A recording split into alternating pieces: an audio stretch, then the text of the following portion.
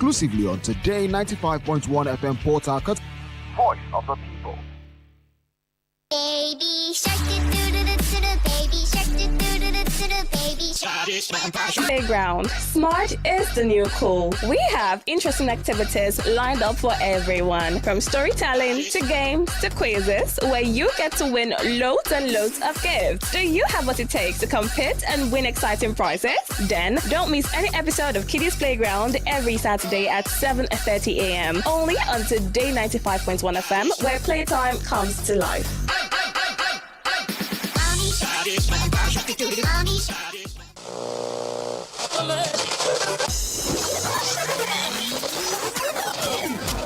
Hello, join us Fridays 7:30 a.m. on Our Top Picks, and together we'll review the big national stories of the week, all in 30 minutes. It promises so much fun. Our Top Picks, Fridays 7:30 a.m. Don't miss it.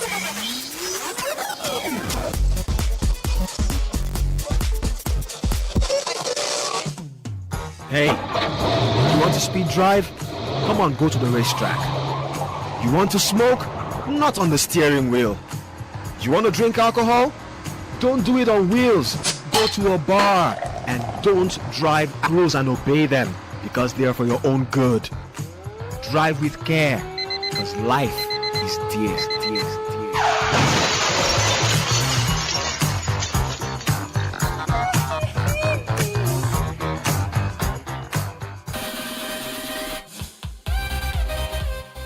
'Ready to turn up the volume and dive into the heartbeat of entertainment? From the hottest celebrity gist to trending music, movie buzz, viral moments, and behind-the-scenes drama. This is where the fun never stops. Tune in to Entertainment Today, only on Today 95.1 FM, Voice of the People, your station for pure entertainment. Weekdays, 11:30 a.m.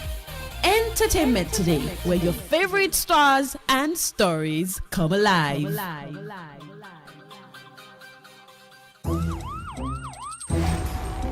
It all begins with breaking news. Now make no mistake, this is a difficult mission, and it will remain difficult for some time. Then it keeps trending. Events, issues, personalities, all struggling to gain attention. But in the race for deadlines, the intrigues, power play, undercurrents are often missed or underreported. Insecurity here is basically a product of poverty. But not anymore. As the platform on radio steps in to fill the missing links on events, issues, and personalities in the news. I'm not afraid of anybody. Yeah! The platform on radio serves only the hottest topics and trending issues. Only on Today 95.1 FM. 95.1 FM. Port Harcourt. Weekdays, 4 p.m. Get on the platform on radio and be served.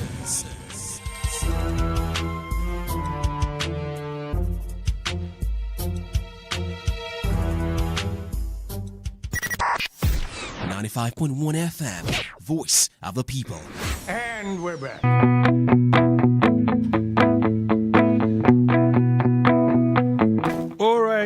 All right. Thank you for staying right here. 5 minutes past 8. So let's begin the conversation with you today. Let's start off with you today by reading contributions that have been sent so far. Camp with Governor Fubara as he decided to move to the APC. Oh, this will be one of those fanning the governor, always standing by his side. Wow. Issues about loyalty, Sha. Louis from Rukboku, Wike visits APC national chairman, okay? Always vomiting and eating his vomit. Is he not the same person that said he's not interested in APC and their affairs? And he was making mouth the other day that he had no business with APC. He's not an APC member. He has no interest in APC affairs, blah, blah, blah. Less than 24 hours ago. What's your point now? What if you went there to discuss the land that President Tinubu asked the APC to consult with him so they can build a befitting party headquarters? Is it possible that they had that meeting to consult on the land? Isn't it possible? Or you didn't know that Tinubu asked the APC leadership to consult with the Minister of the FCT to secure land for them to build their headquarters. Wike's visit to APC chairman to do what, please? He should stop visiting him so he will not destroy the APC the way he destroyed the PDP. Ejima from Army Range, that is your position. I said I'm going to read. This is just it's just the beginning. There will be more. See this one. Listen to this one. The drama controversy surrounding the purported result of the APC Rivers screening has exposed the lack of fairness and democratic principles in the exercise, and for me, a primary before primary, and the alleged bribery against one of the aspirants based on purported congratulatory mail is baseless and a defensive mechanism by the panel. The reported meeting of Wike and APC chairman has confirmed the speculated allegation of external influence in Rivers APC actions. This is very unfortunate.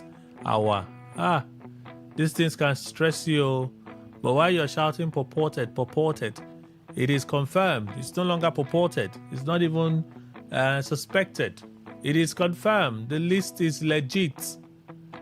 33 confirmed or cleared, 65 not cleared. That's the list. It's legit. The appeals panel has confirmed it, that it is legit. So the hope now would be, would the panel be able to review some of those aspirants' position and clear them? Of course, you know that the panel will make its recommendation to the national chairman, and then the party will look into their recommendations and decide, okay, this one is fair. He can participate in the primary, is cleared. This one, no. That's how it's going to happen. So they're not going to sit and have the powers to rule over. They're going to hear those appeals, make their recommendations, and forward same to the national for a final decision to be made. That's what's going to happen. Hey, politics. So this one said, but Wike can quietly call the APC leader on phone instead of visiting him. All this now show Kizito. That's Kizito's position. Okay. Some of the reactions I've seen this morning, even on X, on that visit has got a lot of persons talking. And they entered the meeting quietly. They came out. They did not greet anybody. That one came out, entered his car and drove off. Allowed the media to speculate. The same way the media has been speculating on the outcome of Governor Fubara's screening, the way he got out of the vehicle. In that description from, is it Daily Trust, how the governor came out angry, face was straight, just told them no comment, got into his vehicle and drove off. Osborne Essien on X puts it this way. Hello, Kelly. If up till now, Governor Fubara is yet to see the danger coming from these money bag APC politicians, it means he's not ready for the dirty game. Governor Fubara, please leave APC and join NDC. APC will betray you because Tinubu is already a bad market to sell. Aloysius Uko, heavy political tension in River State. Really, it's good for who is in River State to go inside the ring and test his or her popularity. Inside the ring, which party would you want them to go to? APC. I think the window may be closed now for the APC. I think that's Kelly's thinking. Someone will say, "I lie.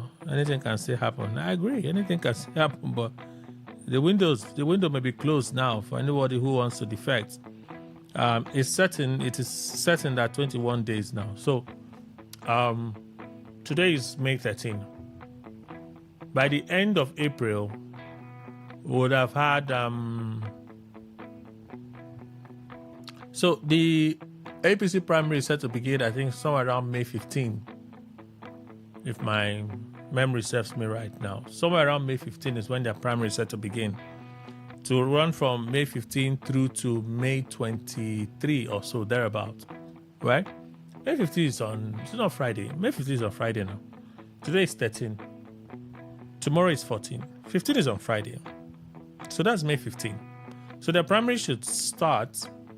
Can't tell the last updated dates now. But their primary is just around May 15. So if you do May 15, 21 days to May 15 for the submission of their register on or before 21 days. Chance still. The submission of the register should be done 21 days to. Okay, so ordinarily, the APC should have submitted their register. If today is 13, their primary is set for, if it's 15, so you do 15 days out of 21. So that will leave you with 6 days. So by the 22nd of April, the window to join the APC should have closed. If the law is what we are abiding by, if the law is what we are using as our point of reference, if the law says parties must submit their digital register 21 days to their primary, okay, the date for their primary. So if they've set their date for May 5th, so let me check. APC timetable, okay. Yeah, May 15 through to 23. Yeah, see it now. Yeah. So that's it. So that being the case, membership of APC would have closed somewhere around the 23rd or the 22nd of April. Officially, the window to join the APC would have closed. Someone said, so what happened with Kingsley Chinda? Who knows if the guy had registered since? Who knows if he had registered since? I don't know. I'm not a member of the APC. Neither am I the spokesperson of the APC as well. Okay? So, that's for the APC. One moment. ADC has equally announced date for their timetable. One moment. ADC would begin their primary from when? I'm looking for the date now. Primary election will begin from May 21. So that's for the ADC. So ADC should still be open now. ADC would have ended on May 29. If it's 21 days to their primaries and their primary is set for May 21, what it means is by April 30 would have been the last day for the ADC to submit their digital register. It must be submitted before, okay, 21 days to the primaries, 21 days to the primaries, right? 21 days to the primaries. So 21 days from their set dates will be somewhere around April 30. April 30. So the ADC too should have submitted that register to INEC, if what they are telling us is what it is. So NDC has just announced theirs. Give me a moment. Let's look at NDC, Peter Obi's party, where some people say it's likely to become the next presidential aspirant or candidate of the party. Let me look at the date for NDC. NDC announced, I think it's May 18, when their primary would begin. One moment. I just read it all. Okay. Sale of form, completed forms, appeals panel, party fixed Wednesday, May 27, Thursday, May 28 for its primary. So, May 27. So, the NDC 2 should have closed. NDC 2 should have closed. This is May 27. So, the NDC would have closed somewhere around May 3 or May 4. That's when the NDC should have closed their membership register. If the law is anything, May 3. 21 days. So about May 25, May 26. That's when NDC should have closed there, because that's the date for their primary, May 27 and May 28. So that window too should have closed. So even when Obi joined the party, when did Obi join? Obi joined last week, Abi. There you have it. So if we're going by this official statement, the Electoral Act that INEC has told us of 21 days to their primary, if we're going by that, then the likelihood of anyone joining these parties now seem very slim. Very, very slim. Okay, so I was reading contributions from you, and I read some from X. I want to flip to Facebook and read some from Facebook. Wow. So let me go to Facebook now. I see lots of comments already on Facebook. So let me read some now, and then we move on. So let's see. Real Talk on Facebook. And I asked the question, more plots against Fubara. Wike visits APC national chairman amid Rivers political tension. More plots against Fubara? That's my question. Sam Iyekere says, this is the political season he talked about last year. Makachika Dikenuba, Wike to APC chairman. If you allow Fubara to contest, I'll remove you as APC chairman. Can he? Luciano Nana, but one day, only but one day. Okay. Efyong Inam, Wike's visit, but for what exactly? That's what I asked you now. Much as I admire Wike because of the kind of support he's lending to the president, I think he should stop playing God because power is transient. Okay. Okpulo Israel, it seems to be what Rivers people want. That's the visit of Yeson Wike to the APC national chairman. That's what Rivers people want. Wow. Do I know if you're spot on? Sambo, Dumiel. Oh yes, more plots against the governor. For me, this is not fair. Wike has seen himself as a small god, and this is not good for our democracy. Okay. Arthur Jacob. After making mouth yesterday that he had no business with the APC, President Tinubu and Wike continue to advance impunity. Power is transient, Sha. Why are you guys lamenting? Prince Seo Chimao. Is he visiting the APC chairman to defect or to further his agenda against him? Whatever Wike is doing in Nigeria, he should note that the whole world is watching as he meets with various chairmen, INEC, and judiciary officials and gives them gifts that resemble bribery.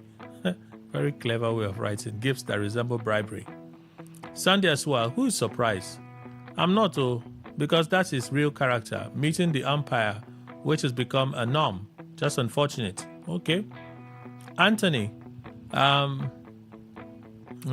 is also lamenting. Choma Kingsley Walu puts it this way. Good move, Yerishi. Okay. Were Medino, I know very well that it's not going to be easy for Governor Fubara. He seems he doesn't know Wike and Nigerian politics very well. Anyway, the game is on. Tamno CC Love Day Jaja. This one say, fat envelope has exchange hand. Who is giving who money? I don't want to say sometimes we talk like children. But this generation of children, they think smarter than some of us. No, who will give who money? Wike will give Netanyahu money, or Netanyahu will give Wike money. If Netanyahu wants to do something and the president tells him no, you think Netanyahu will make any move if the president is not expressly backing it? So, who will give who money here?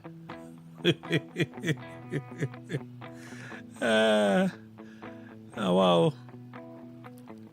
It's like, I beg. Lorenzo Delight, when you see someone that knows the game, you will know. Ian Wike knows what Nigerian politics is all about. This visit can be called so many names, but it is interest-based. The governor drew the rein that is beating him today.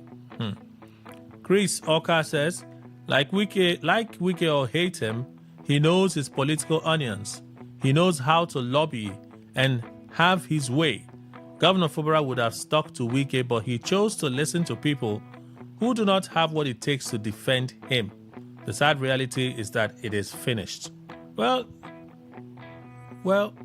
I'm looking at the timetable and considering the law. I'm like, all people, those who are calling him, tell him, oh, defect to the NDC. I'm saying to myself, what NDC do you want him to defect to now? If what we're hearing is anything to go by, that window has closed. Going by the law, the window has closed.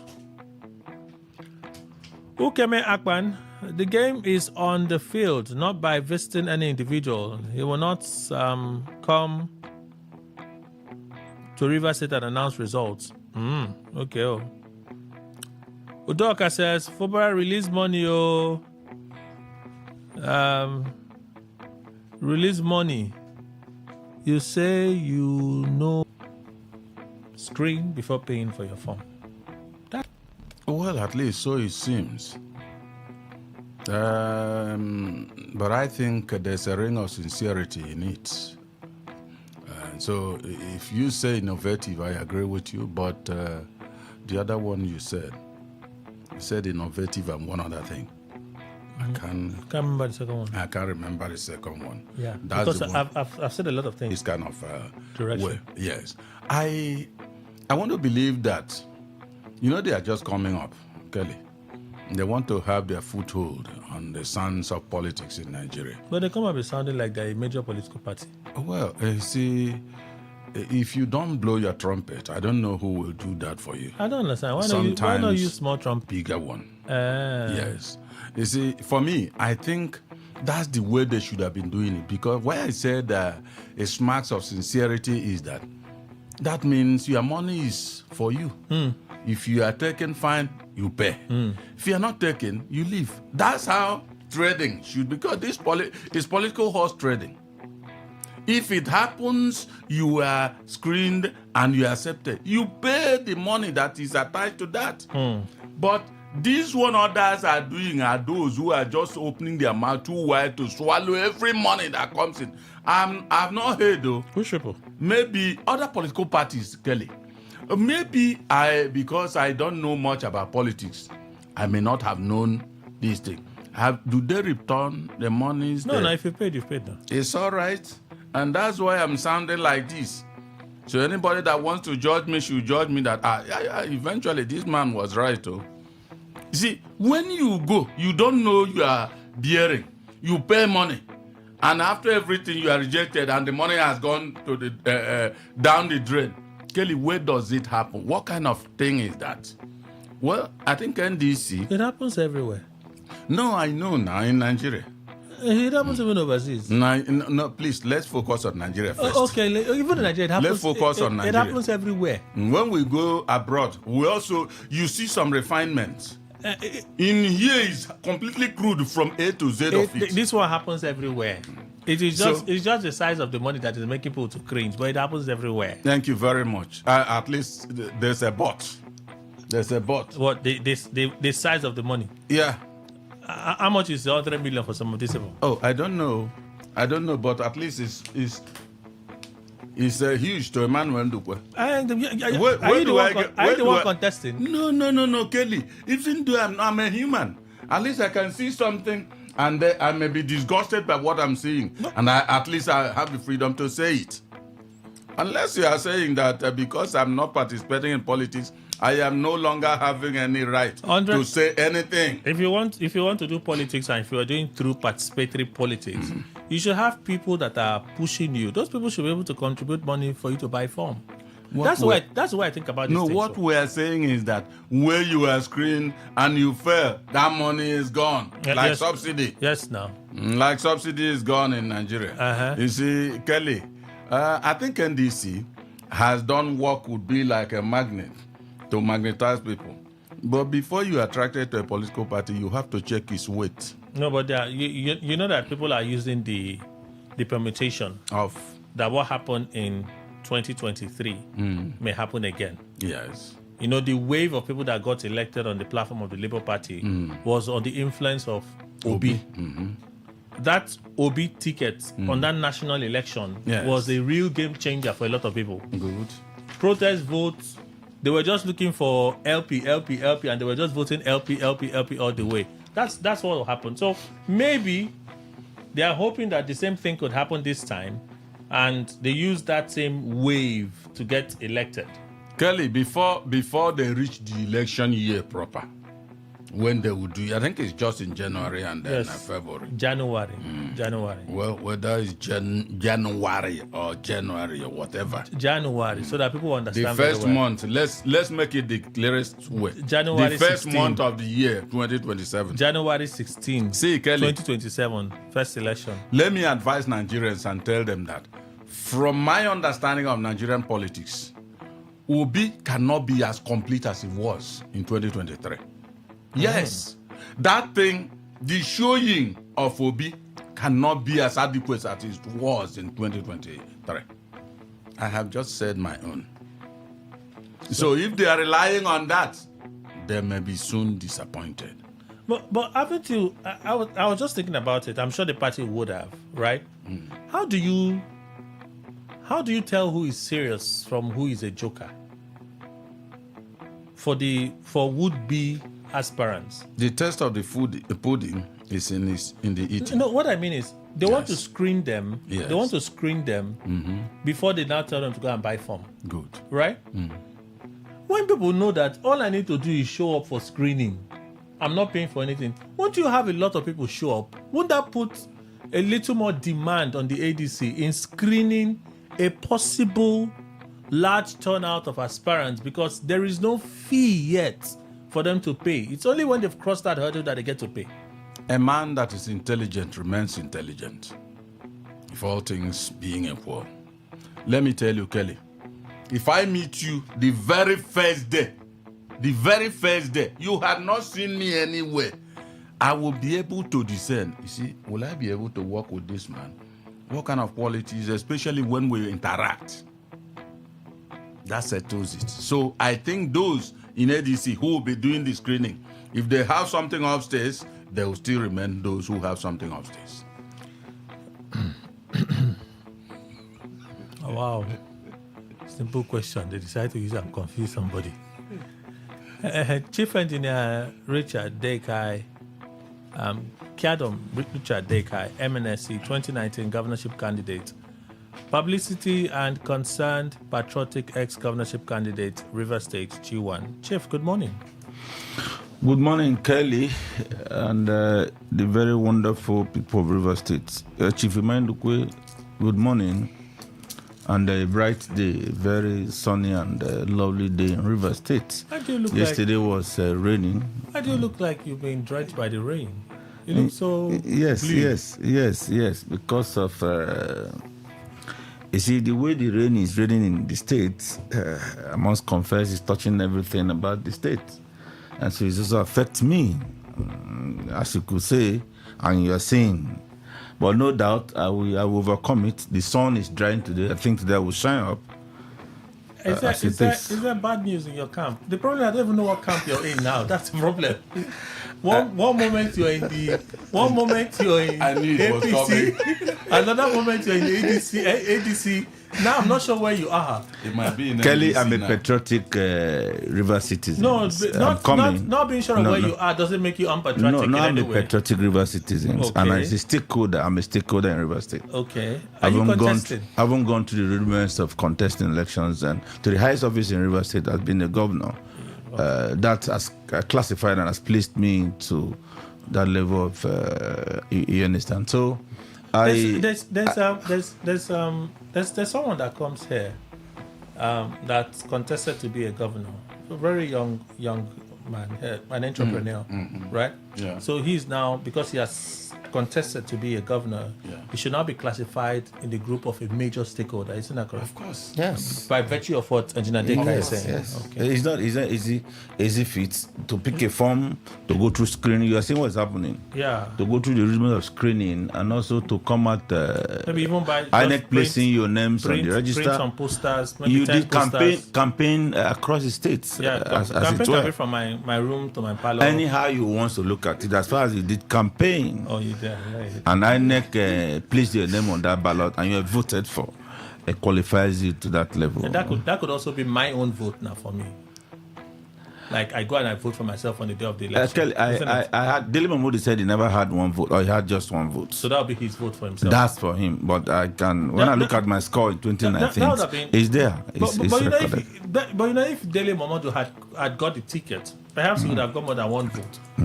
But that was for primary election for the and so PDP. he can judge, and because I cut across the 23 years, 319 walls, and over 5,000 units in River State. I have persons over there. I have coordinators and all that. So that's and quite so you could see the level Your of pedigree. and massive support I gathered then. Up till now, I've built on that from that time to this period of time and all that. That's why you're G1 now, isn't it?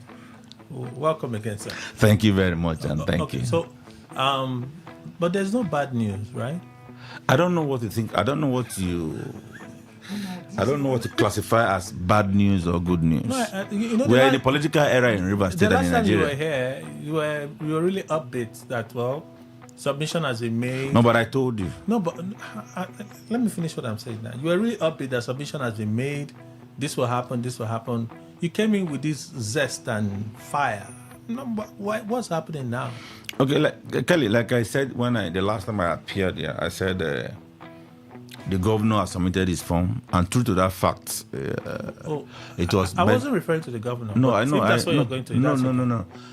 We are only talking about what the context of what is going on in the state and all that. Okay. The governor submitted his form, like I said, and he went for screening on Sunday. Yeah. And we're waiting for results, or he's waiting for a result because he went for the screening. He's waiting for a result today. You're not waiting too? I'm a Rivers man, so I should actually wait for every person who went for screening. Just like we've seen the 98 that went, and the 33 was cleared, and about 19 to 20 went for what they call appeal. And so we are also waiting. It's a party affair. It is only when they are done with this process that we can say Rivers people want to vote for who they want to vote for based on their pedigrees and what they have scorecard. So we are waiting. So the governor went for screening. It's out there. We are waiting for result today. So whatever thing that happened is politics. He needs to play politics. I don't need to play for him. So this news we're hearing from NDC that you don't pay until after screening. And their form million. Obi won't mind paying 60 million now. Obi won't mind paying 60 million now. I'm not in his. I'm not in his pocket because 60 million still revolves around Shishi. But he gave a school 10 million a few days ago, I think at the weekend. It might end in that maybe 12 million, and he just pocketed 2. So. Kelly is laudable for NDC. No, let me finish what I'm trying to establish now. We're not racing. You respond. Okay, please continue. Kelly, I'm ready for you. It's laudable for NDC for these innovations. You see, judging by what is going on and what we've seen of recent, you should be satisfied fit to contest an elections before you can cough out your hard-earned money. Is it that deep?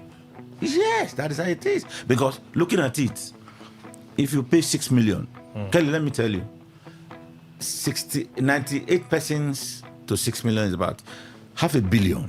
Over $500 million. That's for APC. That's for APC that was released from Rivers people. That's only for the assembly. That's such a good money. Very big money. Yeah, but they are ready for the election as it is now. That money is in the cover of that's the party. That's only Rivers State. Across the country. Just the assembly of only Rivers State, not the reps. Across the country. Not the reps, not the Senate, and not for the governorship. We have 4 persons. I sure we should do from a political party. So you see, and these are ruling parties still going after all these points. You see, NDC is looking for populations. Yes. They are looking for people that we identify with them, vote within their circles, and vote in the general election. So what do they need to do? To leverage on, remember, Nigeria is hard. There's hardship in Nigeria. Don't forget. So they are looking at all this put together. That's what I think they are doing. By saying, come and be screened, and you see a lot of people because, fine, what are the things that make you qualified? A party card and all that. Come with these things. When once you are screened and cleared, you pay. And that gives you a very, very good grounds to go and try your luck. And Kelly, I will tell you, they are going to go far. Judging by, go far. He said 60 million because a lot of people are going to. When you deny me from this point, if not for the fact that the system has been so skewed, such that you cannot move from A to B, B to D. If not, I should have said, when once you're disappointed here, they move a march to. I'm still aware that they have openings that people can also flood in. So they are going to have a whole lot of people coming to their party to now support the system. So that's what I think what they did is very, very and we need to look at it very critical. We need to take a study from this. Moving forward, these are how it ought to be. That it must be screen cleared, be on a nice ground, so that by tomorrow you will not say, my name was Mr. B and it was written A and all that. You must have all those necessary documents, get cleared, and off it goes. And you also give them a good ground to fight in the various states, because they are going to pick the best in each of the various constituencies. I asked Mr. Ndekwe this same question. Without the price, you don't think that they would have a large turnout of persons with interest? Yes, because it's a new political party. So it's newly registered. Wouldn't that make it more difficult for them to manage the crowd? No, that's what I'm saying. They only want the crowd to get what they want. No, you have to screen the crowd. Understood, yes. You have to screen the crowd. So that requires more work from the NDC. If once you announce, oh, my mic is off there. I just turned it off. Thank you. It happens sometimes. Let's continue. So they have to screen the crowd, right? So that being the case, NDC would have more work to do. It's not the aura. I told him that. It's not the aura. I needed to check something. Oh, I just moved the mic, so that's why I turned it off. I forgot to turn it back on. Go ahead. So I asked Mr. Ndekwe the same question. Is it not likely that could put a bit more strain on the NDC? Or perhaps it's something that ordinarily they should have considered and it's okay, let's do it. Yes, like I said, Kelly. And that could also affect the quality of those that are screened. Because they only wanted to clinch at one thing. Build together, we have a tax ahead. And that tax is what? Is to pull out the ruling party. And they are believing that it is only them at the moment, with Obi and the Kwankwanso, that can pull the strings within the system. So their doors are wide open. It's a strategy. It's a strategy. It's a very good strategy. Okay. There's something else I was thinking about. I forgot. So you said there's still opportunity for people to join the NDC. Yes, because of their primaries and... If by law, if by the Electoral Act 2026, parties have 21 days to submit that register, if our understanding of it is what it is, the window should have closed now. NDC, they've announced their primary election for, is it 27, 28? Primary election. 21 days to their primary will be May 4. Or May 5 or so, May 5 or May 6. This is May 13. So if that register is submitted, I won't begin to assume here that they can still be admitting people. The same thing with the APC. APC primary is supposed to start, if not tomorrow, next tomorrow, May 15. And the 15th. So if they are supposed to start May 15, by the 26th or so of April, the window for the APC would have closed, right? NDC too, the same, ADC the same thing.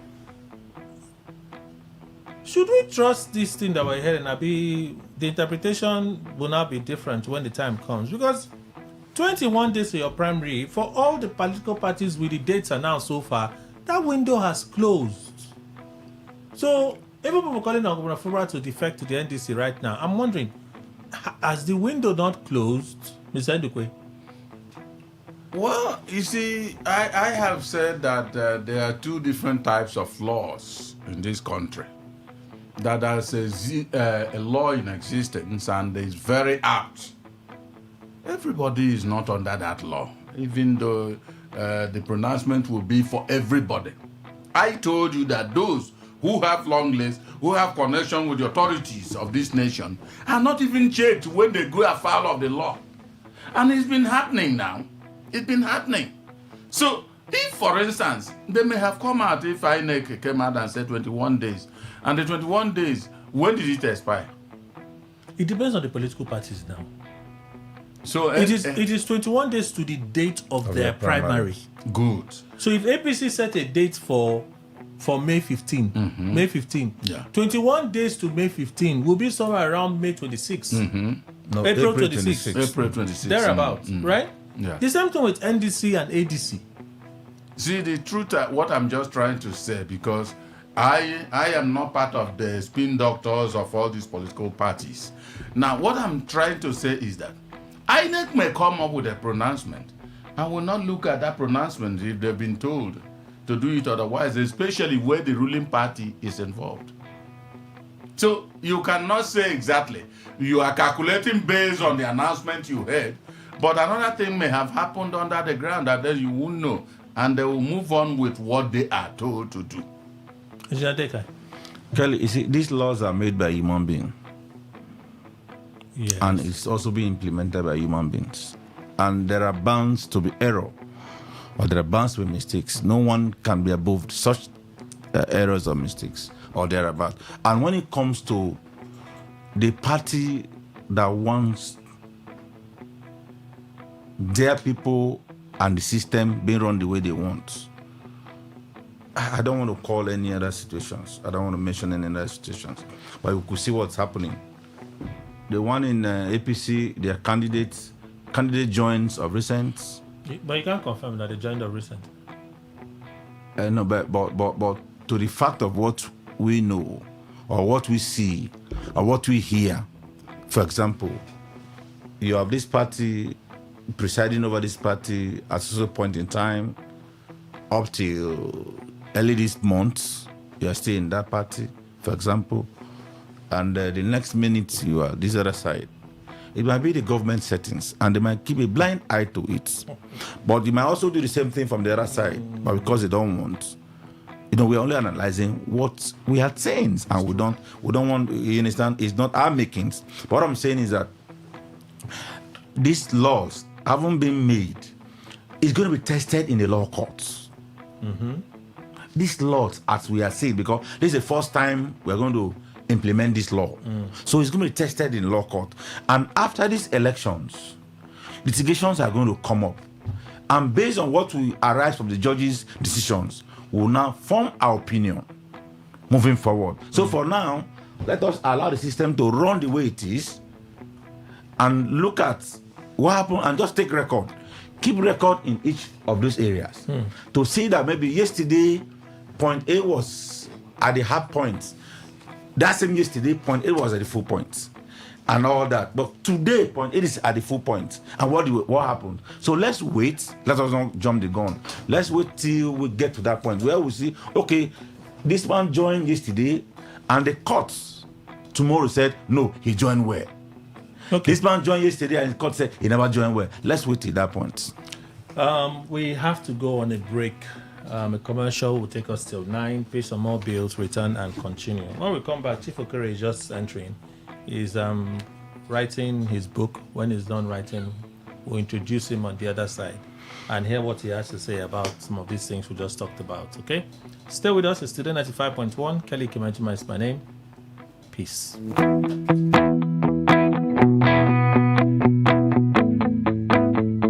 Today 95.1 FM, where news meets insight, sports meets passion, and entertainment meets excellence. Expert analysis from seasoned professionals and our top analysts, informing, educating, and entertaining you. Your voice, your station. We are the voice of the people.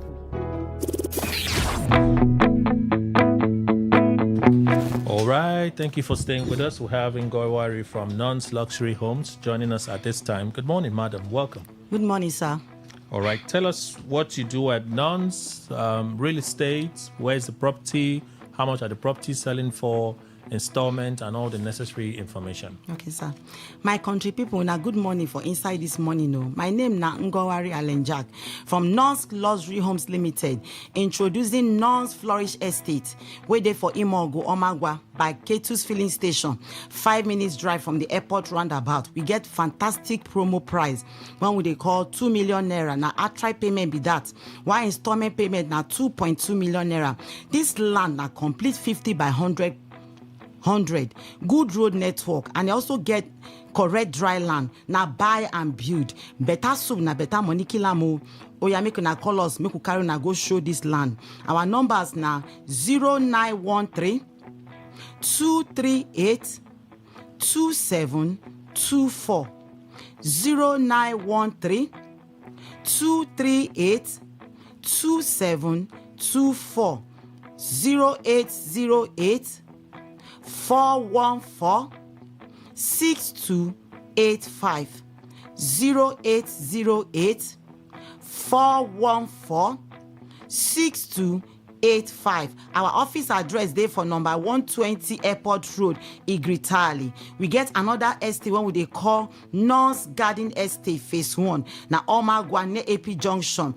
Agwawure. Now just 5 minutes drive from the airport roundabout. Why you when they come from Alu na 3 minutes drive. The price now 1.8 million naira. Outright payment. Why installment payment now 2 million naira. You fit start with as low as 1 million naira. They will go help you spread the balance for 3 to 6 months. Invest in our land with better assurance. And our land now buy and build. Take our number again. 0913 238 2724. 0913 238 2724. 0808 414 6285.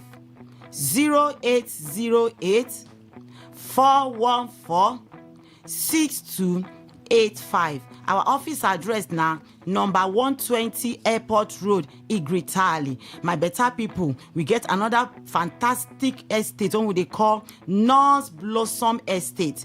North Blossom Estate. It there for Agwawure, Omagwa. Our actual payment for this particular land now 1.5 million naira only. Remember, say we be family real estate too. Now I make we get different prices for different land. In case your hand no reach this one, your hand go reach the other one. North Blossom Estate Phase 2 for just 1.5 million naira. The last but not the least, my country people, now North Classic Estate, Elele na there ide, just close to Okabik Hotels. No the reason and say the place they far. My country people, land na asset too. So no the reason say this particular place they very far. And the price for this particular land na 700,000. If you know if you complete the money, if you start with 350,000, this land there for better site. And the good news be say if you pay today, within 3 days the document go come out to we they give instant allocation with 50 blocks where you go take start your building or your fancy or anything when you want to do for that land. Remember, say our site inspections now from Mondays to Saturday, 10 a.m. to 4 p.m. Yes, 10 a.m. to 4 p.m. We don't get any hidden charges. We they give free again now 0913 238 2724. 0913 238 2724. Our second number now 0808 414 6285. 0808 414 6285. North Classic Estate where they for Elele. If you buy 5 plots, you go get half plot free. If you buy 10 plots, you go get 1 plot free. North Classic Estate. This particular estate, now this particular promo one they give so now just for non-classic estate. And if you pay, if you pay 700,000, you feel start with 350,000 naira. North Flourish Estate now 2 million naira. North Garden Estate now 1.8 million naira. While North Blossom Estate now 1.5 million naira. Then North Classic Estate when they for Elele now 700,000 naira. These lands when I don't call so now complete table land. Even as the rain they fall, if you come, you go find out say the place they very dry. And the land when I bring come so now correct investment for you and your family. So my people making now come buy your own land. The land they wait for now. And I rush how I be this. People they come buy from different places. So come buy now. Make you know here say the land don't finish because we just get limited land. Now just few land now remain. So come buy. And if you come, you go find out say quality they show himself. Nothing like say tomorrow you go hear say wahala go shele. Are they giving a better assurance say nothing like wahala in future. Land where you go buy, you go build, and you go build immediately with alacrity. Come, oh, make una come. We dey wait for now. Nobody worries nobody. North Blossom Estate for Omagwa, close to AP Junction. Now just 5 minutes drive from the airport roundabout and 3 minutes drive from Alu. Now buy and build. Yes, now buy and build. And this land when I don't call so now dry land. My country people make now not allow landlords to take you now they cash out from year to year. Come buy you this land na your own land. Land na necessity. Land na asset. While rent na to enrich your fellow human being. Abi, you know better say make you buy your own land today so that you go become rich tomorrow. Our inspection days again now from Mondays to Saturday, 10 a.m. to 4 p.m. Our office numbers again now 0913 238 2724 0913 238 2724. The second number now 0808 414 6285 0808 414 6285. Okay, so let's talk about those paying in installments. How long do they have to complete their payment? Those paying installments is within 3 to 6 months. And they pay a minimum of how much? Like for the Flourish Estate, when they for Omagwa, now 2 million naira. The installment payment now 2.2 million naira. Why? North Garden Estate now 1.8 million. That one now for outright payment 1.8 million naira. One installment payment now 2 million naira. Okay. What documents do they get on completing their payments? We they give free deed of conveyance with instant allocation. And if you pay now, we go give you the document go come out within just 3 days. And we'll also give you 50 blocks to start your building. Okay. Again, where are the properties located? The properties that are located at North Flourish Estate, they for Imogu, Omagwa, by Ketu's filling station. Why North Garden Estate, phase 1, Omagwa, na AP Junction, Agwawure. Why North Blossom Estate, this one also there for Agwawure, now 1.5 million naira. And also the last but not the least, North Classic Estate, there for Elele, close to Okabik Hotels, now 700,000 naira. If you know if you pay all, if you start with 350,000 naira, and we they give instant allocation. So why should people buy from nuns? Why people has to buy from nuns now? Because say our prices they very very affordable. People went there 0.5 million naira or 3 million naira, but we want to make una become landlords, and we they give free deed of conveyance. And our estate also now with family real estate, we want make una come buy, make una come. We they wait for now, and when you come, we go carry you go this lands when I don't call, so you no go pay anything, you no go pay shisha at all. But when we go carry you go the place. All right, phone numbers before we go. Our phone numbers again now 0913 238 2724 0913 238 2724. The second number now 0808 414 6285 0808 414 6285. So they wait for now, make una come. We'll carry you go show the land. Thank you so much, Ngowari from Non's Luxury Homes, for making the time to be here. News update next. Please stay with us. Radio has never been this good. Today, 95.1 FM, Port Harcourt. Today, 95.1 FM, Port Harcourt. News update. Good morning. Here's the news update on Today 95.1 FM. I am Kelly Ikemenjima. The Association of Telecommunications Companies of Nigeria, ATCON, has assured Nigerians that persistent telecommunications network disruptions across the country will be resolved before the end of 2026.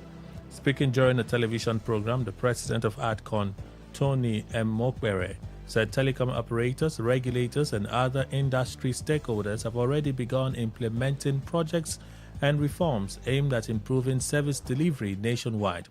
According to him, the telecom industry has intensified engagements with the Nigerian Communications Commission (NCC), mobile network operators, infrastructure providers, and service companies to address complaints ranging from poor network quality to rising tariffs and rapid data depletion.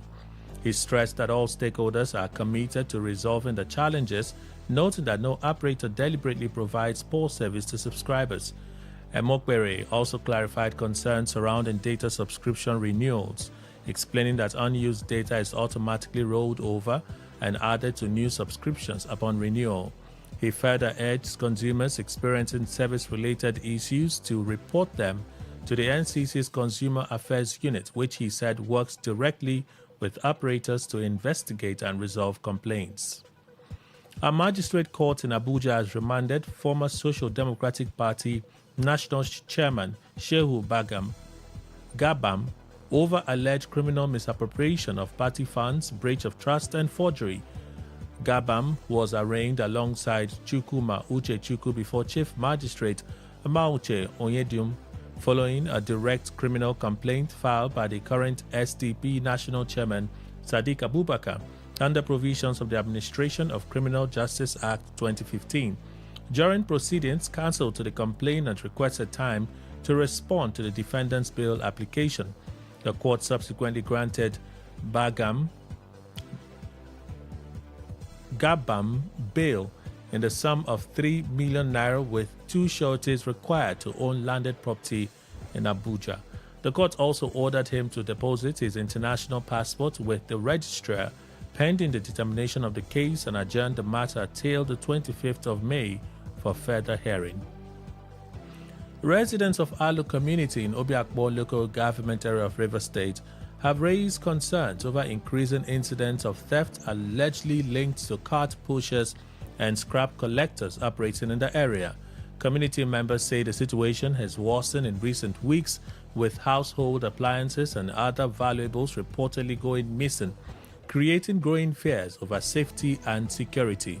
Some residents urge the government to better regulate the activities of cart pushers, including providing designated spaces for their operations to reduce tension in residential areas. They further warn that the perceived rise in theft is becoming a serious security threat and urge relevant authorities and security agencies to intervene before the situation escalates further. On the foreign scene, the United States Department of Justice has disclosed that the cost of the war with Iran has risen to nearly $29 billion, intensifying scrutiny over the conflict and its impact on U.S. military readiness. The updated figure revealed during a budget hearing on Capitol Hill is about $4 billion higher than the estimate earlier provided by Defense Secretary Pete Hegseth in April. Hegseth appeared before lawmakers alongside Chairman of the Joint Chiefs of Staff Dane Kane and Pentagon Finance Chief Jules Hurst, while defending the administration's proposed $1.5 trillion defense budget for 2027. Hurst told news lawmakers that updated estimates now place the cost of the conflict closer to $29 billion due to equipment repairs, replacement, and broader operational expenses. And that is the news update on Today 95.1 FM. Good morning. Thank you for your time. Port Harcourt, are you ready? Today 95.1 FM, the voice of the people. Welcome to Okrika Grammar School, where excellence meets opportunity and every child's future begins with purpose. Located in a serene and inspiring environment, OGS provides quality education from nursery, primary to secondary level, helping every child grow academically, socially, and morally. Our modern facilities include a rich library, robotics training center, ICT and skills acquisition center, agricultural laboratory, and fully equipped science labs for chemistry, physics, and biology. With qualified teachers, spacious classrooms, boarding facilities, sports areas, and dining hall, a standard sick bay, we are committed to raising future future leaders. Admissions are now open for the 2026-2027 academic session. Entry forms are available for 10,000 naira, and entrance examinations will be conducted via CBT on May 30th, June 13th, July 25th, and August 8th, 2026. Visit okrikagrammarschool.org or call 0903-421-0590. Follow us on Facebook at Okrika Grammar School/OGS. Okrika Grammar School, governors schooled here, ministers and senators schooled here, national business and banking leaders schooled here, leading global scientists schooled here. Your child can be next. Waiting they create, party for mouth. Waiting they cause, they let you rejoice. Terra Cubes. Terra Seasoning Cube turns your meals into a masterpiece. Unwrap joy, unleash taste. Hey, come cook with Terra Cubes. Come cook with Terra.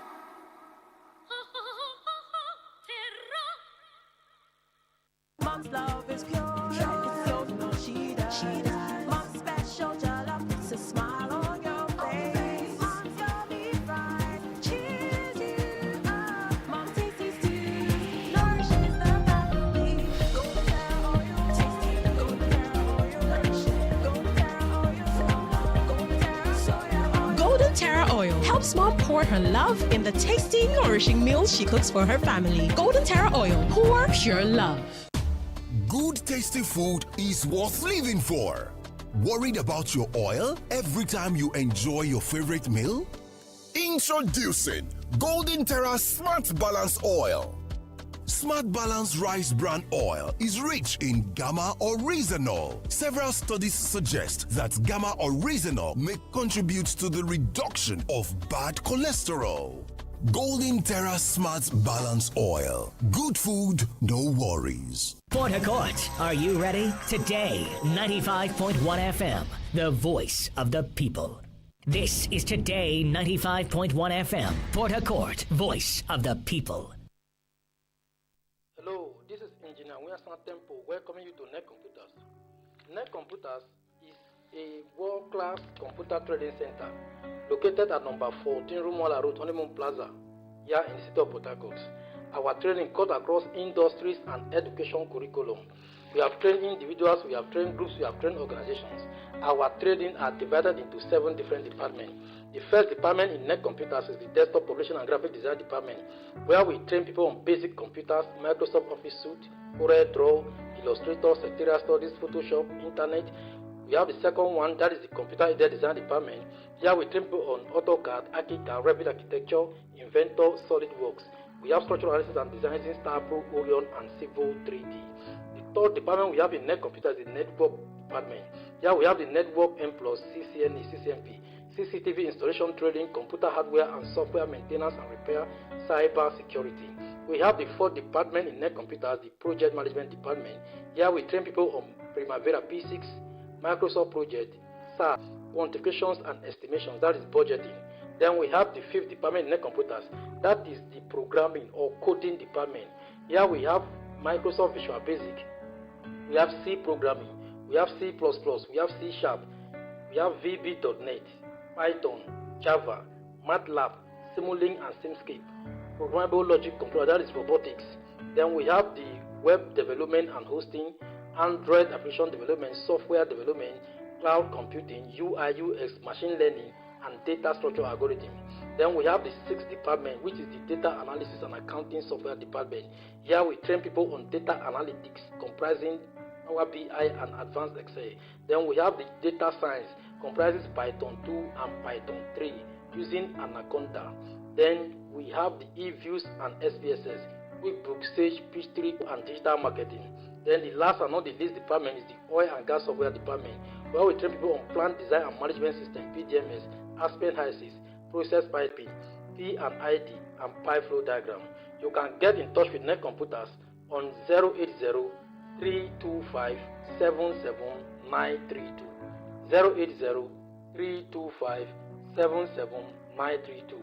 This time of the year, the month of May, June to August, we have a special program that we have packaged in Net Computers.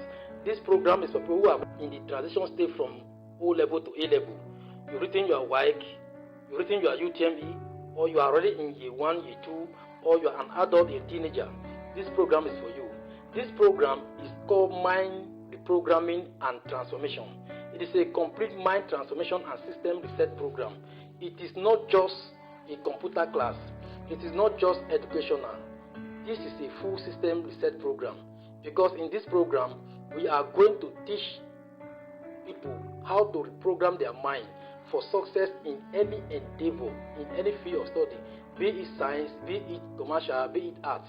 So if you don't teach them how to program their mind, someone already has. I don't say they will, but they've already done that. So bring them to Net Computers. You can call our telephone number on 080-325-77932. Before I proceed, what is the mind? Because we are talking about mind reprogramming. What is the mind? The mind is not your brain. The brain is physical, but your mind is the software. It is invisible, but controls everything you do. Think of the mind as a computer device. The brain is the device, the hardware you can see, but the mind is the software that runs the operations of the hardware. So your mind controls everything you do. And you can agree with me that your mind was not born with fear. You are afraid today because you learn fear. Your mind is not born with fear. You learn fear from your environment. You were not born with doubt, but you were taught how to doubt yourself. You were not taught how to think small. You were conditioned to shrink. School did not teach you how to think. School only told you what to memorize. Your failure, the one you have failed before, did not break you. They just install hesitation in your system. And now you are not living your life. You are looping. Same thoughts, same emotions, same mistakes, same mindset. You don't have a mindset problem. You have a mind reprogramming problem. And that is what Net Computers is doing to reset your mind. You can call us on 080-325-77932. 080-325-77932. One of my students told me that in 2025, he went in for JAM, and in the process, his system went off. So all the time he was telling himself that he was preparing for JAM, he was thinking on what to do so the system would not go off this time around. That is looping. He was playing what happened last year, and he could not make the JAM. One of my associates told me that he was supposed to be a lawyer, but someone who has failed from law school told him that he cannot read law because he cannot speak fluently. Literature is there, that he cannot do those courses. Because of that, he did not read the law. Some person must have done engineering, which I know. My classmates, they must have done engineering.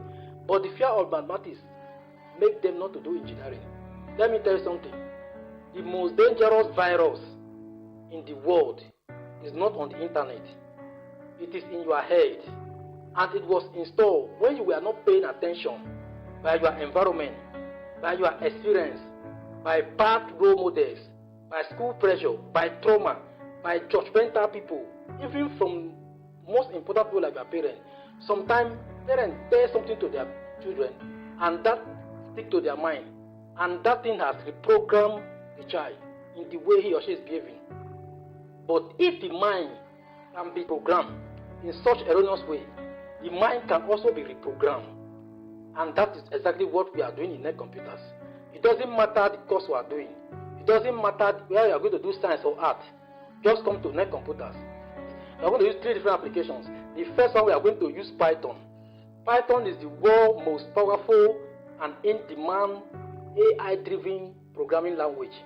We are going to take you around Python. Python is the basic framework of AI. We are going to take you around this program. Then secondly, we are going to take you through C programming. C programming will allow you to build strong logic and problem-solving skills. We are going to take you through that. Then the next phase, we are going to take you through JavaScript. JavaScript can help you to create an interactive web applications and real-world projects.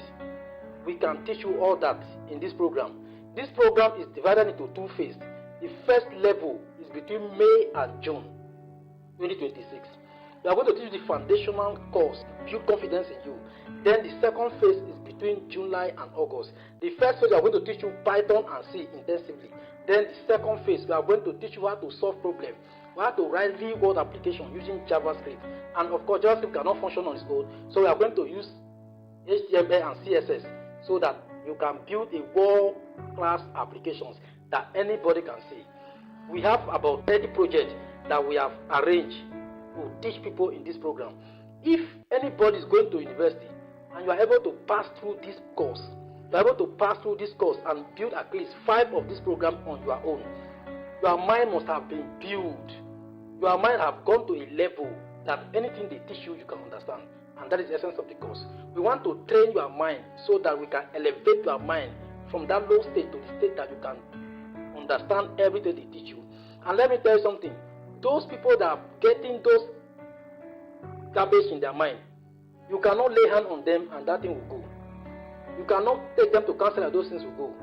You need to use a software to reprogram their mind. And that is exactly why we say you should bring them to net computers. So anybody going to university, before going to university, come to net computers. When you pass through all this training, your mind must have been made up. You have grown your mind so that you can understand anything. You can call us on 080-325-77932. 080-325-77932.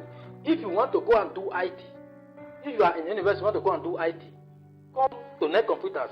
Within these 4 months or 3 months, you want to do IT or 6 months, we will teach you these programs and you will become a different person.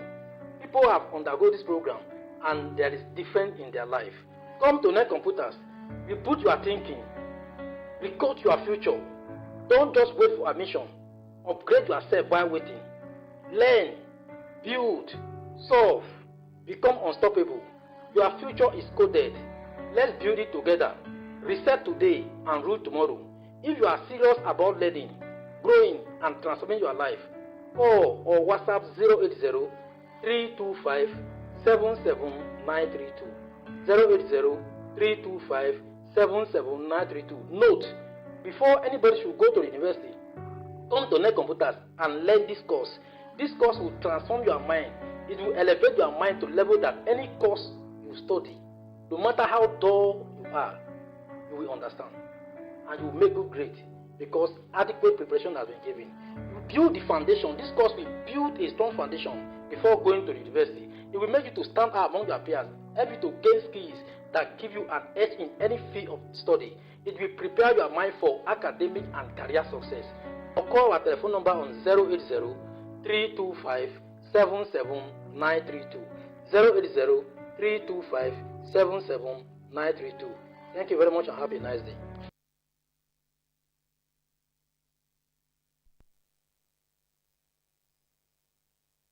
Today 95.1 FM, where news meets insight, sports meets passion, and entertainment meets excellence. Expert analysis from seasoned professionals and our top analysts, informing, educating, and entertaining you. Your voice, your station. We are the voice of the people.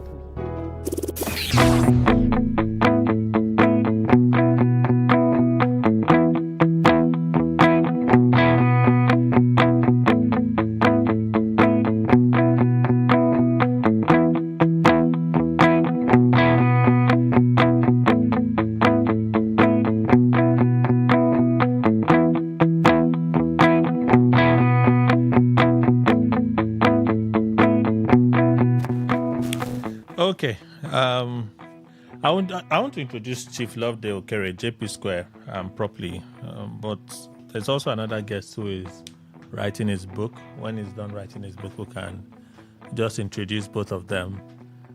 We talked about one thing, really, which is the NDC announcing that payment for their forms would only be after screening. Payments of their form would only be after screening. I feel it's quite innovative. Is it a good thing?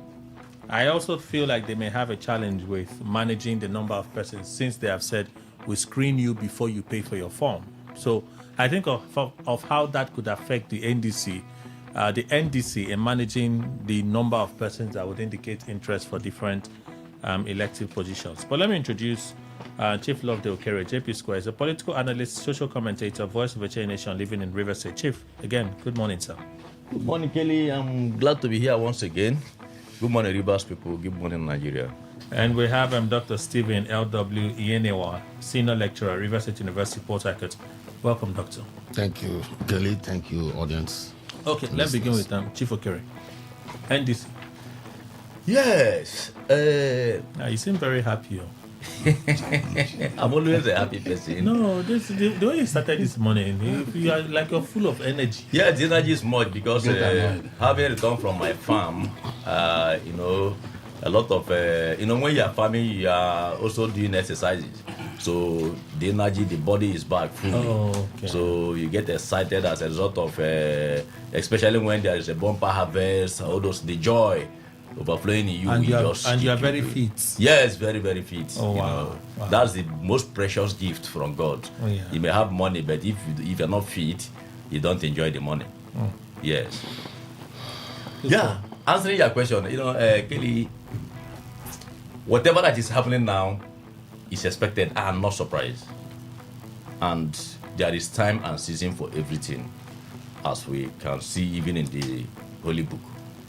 So whatever you are seeing now is something that if you have an opportunity, you will do. If I have the opportunity, I will do.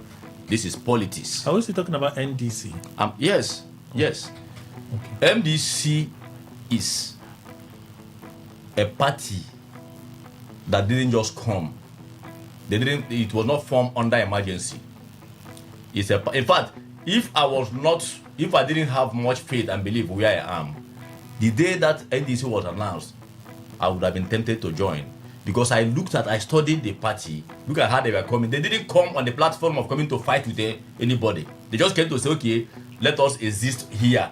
At least let it be that we are playing politics.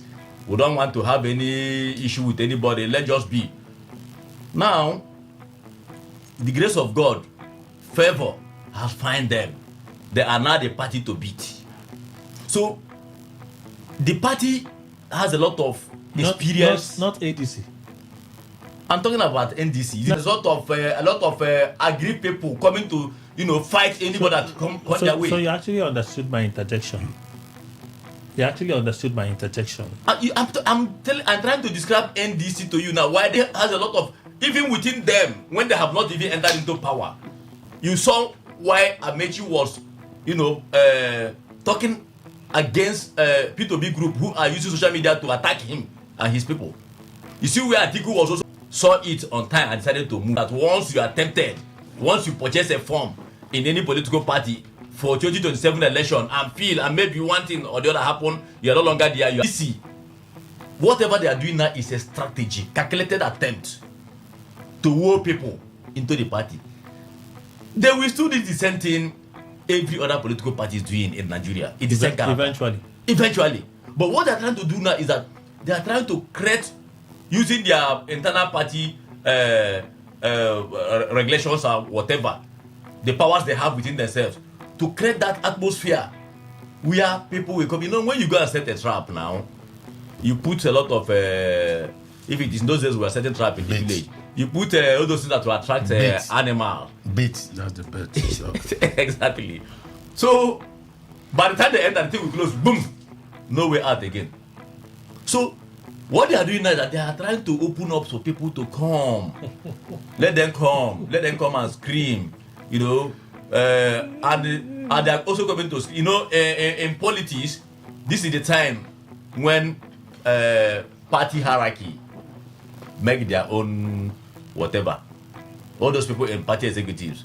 So this is their own time. You must lobby there. You must, even if you want to be president, even if you want to be governor, this is the time for you to read. You go and knock their own door.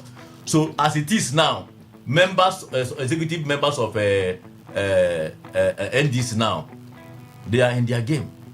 So also it is in other political parties. You cannot see that attention is now focused on NDC, not even ADC any longer, because ADC seems to be that their own ticket is already settled with Atiku. So anybody going to do whatever there, you are spending your money, and it will come to pass. Except Atiku said, "I'm no longer interested." So now that what they are doing there, I give them kudos to that. It's a strategy. They know what they are doing. Even the form I had their own presidential form is 60 million, which is not also put leg. No, but not for you now. How would you say it's not for me? No, not for you now. Just that I'm not interested. If I'm interested, what is 60 million now? By the time 2 or 3 people behind me will contribute to 2 million, they will buy the form for me. This is what I keep saying. This is vision. You should have people backing you. 30 persons contribute to 2 million, and I'm already there. I have the form.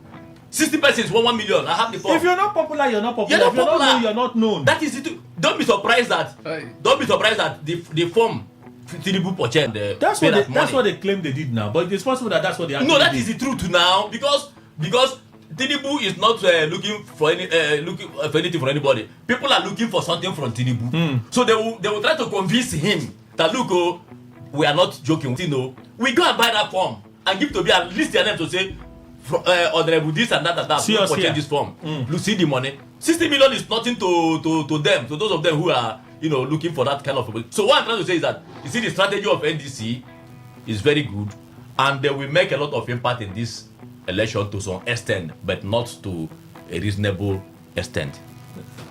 Dr. Stephen. Yes. What's your assessment of the NDC strategy announcing the sale of their forms? In fact, they've announced their timetable. But the key thing here is screen that you make payments. Well, I think, like Chief just said, it's a strategy to woo commerce, to woo party members, and if you don't pay and you screen out, it's also a strategy to give the party the opportunity to screen and get the best.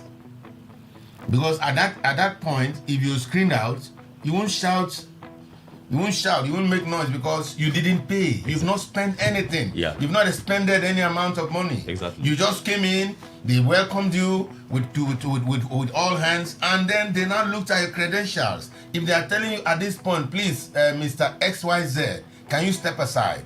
Because we see that you can't carry the day. You won't get angry. You'll still be happy being a party member. So invariably, is a design like he called bait. Is more like a bait to get in the big fish. Don't forget, if you want to catch fish, those of us who are fishermen, if you put a small bait, you won't catch a big fish. Yeah. Normally, if you put a small like earthworm to catch a small fish, you use that small fish again, make it bait, it catch a bigger fish. When you put a bigger fish that is swimming on the water, then that's when you catch a very big fish. So all they are doing is a strategy because they are going into a war that they don't know the depth of the war. It's like entering water, you don't know how deep it is. So you now wear protective safety equipment and all that so that in case the boat sinks, you won't go down. What they are doing is so that everybody will not go down. Only those persons who they saw fit can go in, fight the battle, and if you win, they've taken over the day. Chief Okeria, please, I want to ask. Yeah. What was Wike doing at APC chairman's home? Sorry. You remember that just a few days ago, you were saying he's not a member of the APC. What was he doing at APC chairman's home? Okay. In the thick of all this stuff. The last time I checked, the freedom of movement in our constitution is still invoked. Yes, but I know I started by asking you this question. The freedom what of was Jason association. Wike doing at Iwada's home? I'm also asking you now. I'm also answering you. I said freedom of movement has not been abrogated. We know. Freedom of association has not also been abrogated. We know, sir. Now, recall also that Wike is the minister for Federal Capital Territory. So he wants to revoke the. So he's a landlord. The CFO. He's a landlord for many persons here. So landlord-tenant relationship. Are you suggesting he wants to revoke the CFO of no landlord-tenant relationship? Property? Landlord-tenant relationship is very cordial between FCT minister and some of those big men in Abuja. No, we saw every day we heard that the FCT minister goes to other big men's apartments. No, Wike is always on the move now. No, he's always expecting projects. So, in this same he was period, thirsty within that environment. He decided to go and drink water. He decided to go and drink water yes, in Iwada's home. In one of his friends' place. They are not enemies, even though they are in two different political parties. At a time where the activity of the time. Yeah. When people are saying you are plotting against the governor and his people, who says you so? say? I said people are saying. You come out and say, oh no, I'm not in the APC. Yes. Why will you mention me in the APC? I don't know what's happening in the APC. I'm not a native doctor. Yes. And then the next day, less than 48 hours, You drive to Iwada's house, he's shaking down your smiling. So Kelly, I don't understand.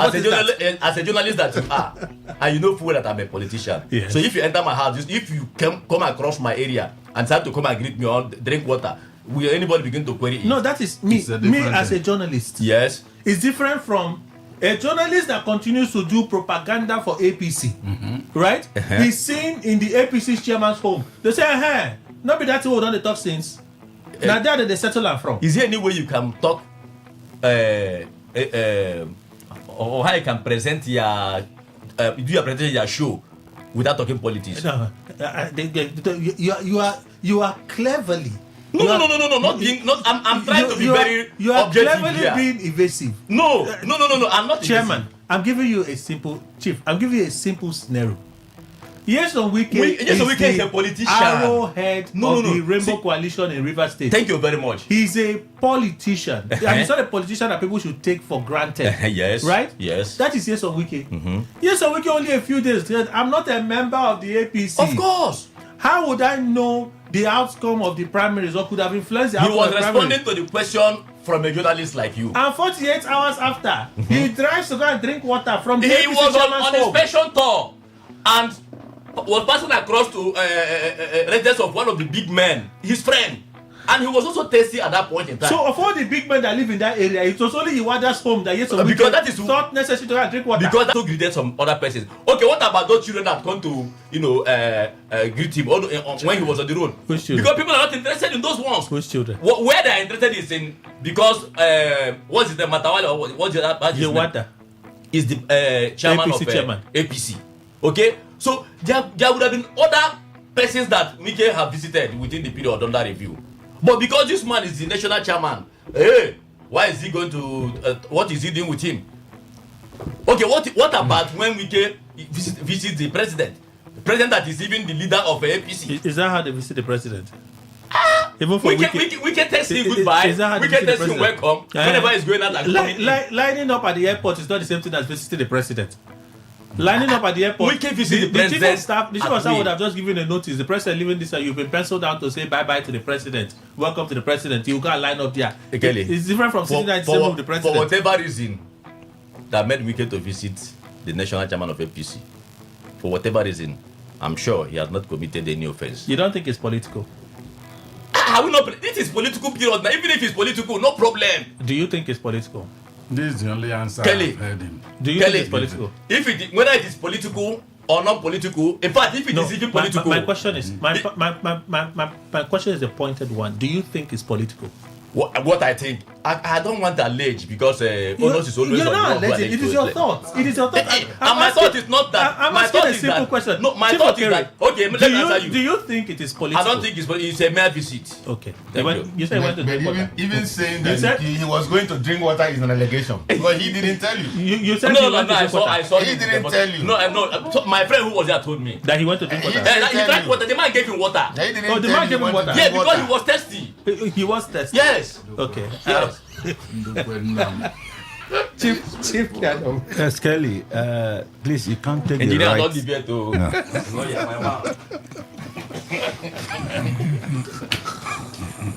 Oh my God. Kelly, you can't take the right of the FCT minister visiting anybody. You can't take that right away from him. He is serving in the APC government, being headed by Iwada, APC chairman. So don't read any meaning to their visits. At a time like this, Kelly, can you listen to me? I just said a background for you to understand. No, this man. I understand what you're saying. Nobody has said he doesn't have a right to visit anybody. Nobody has said so. We are only looking. We're asking questions about the timing of that visit. The timing. The governor's fate is said to be hanging on the balance, right? As to whether he will be cleared to contest the primary. That's to you. That's to many persons that are watching the political spectrum. But it may not be to the governor because he did his screening and is waiting for his results. See, we are watching the political spectrum. The signals they say is not so good for the governor. Added to the fact that all his men were literally did shown red card when they went for screening. State House of Assembly screening process for APC candidates So when you have that, the same FCT minister that he says is in charge of the Arrowhead for Rainbow Coalition drives conveniently to Iwada's home. And you say people should not ask questions. Kelly, there is no timing to any visits. The man is a landlord of the FCT.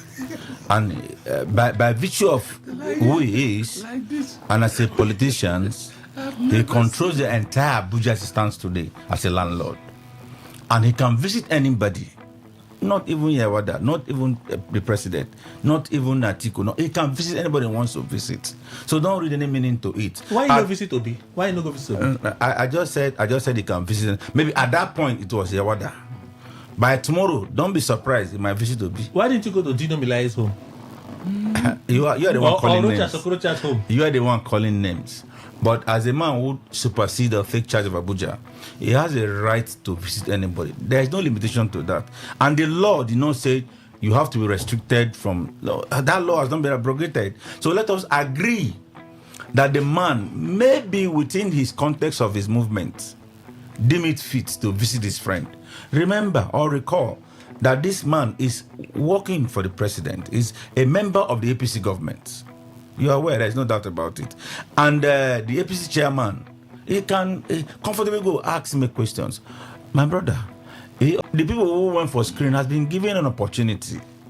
No, we'll come back. We'll come back. Let me leave it. So for you, it's a normal visit. No, it's a normal and very within harmless. the context of the law. Very harmless. Context of the law. The man can visit anybody. He can come to me if he so wishes. But at that day, it was Yewada's home. And there's no point arguing about it. No, we're not there's arguing. no political tone, no undertone. No, it's not political. No, nothing. It's a mere harmless visit that the man did. Are you still in the ADC? I don't tell you where. You don't know where I was before. And I just told him earlier that I'm a stakeholder in River State by virtue of my person. Dr. Stephen. Yes, politicians, yeah. Never seen the visit of this on Wicked to Yewada, they've not given us any reason. Well, while I agree that the provision for the right of freedom of association and freedom of movement is valid and sacrosanct, highly political, because there is an issue on the ground. The issue has not been cleared. The very man that will clear that is receiving a visit from the man who could stop him, who could stop the governor from being given a ticket. So the coincidence is not just surprising. In fact, it's not a coincidence. It's a well-orchestrated plan directed towards political actions or activism. So I think it's strictly and highly political.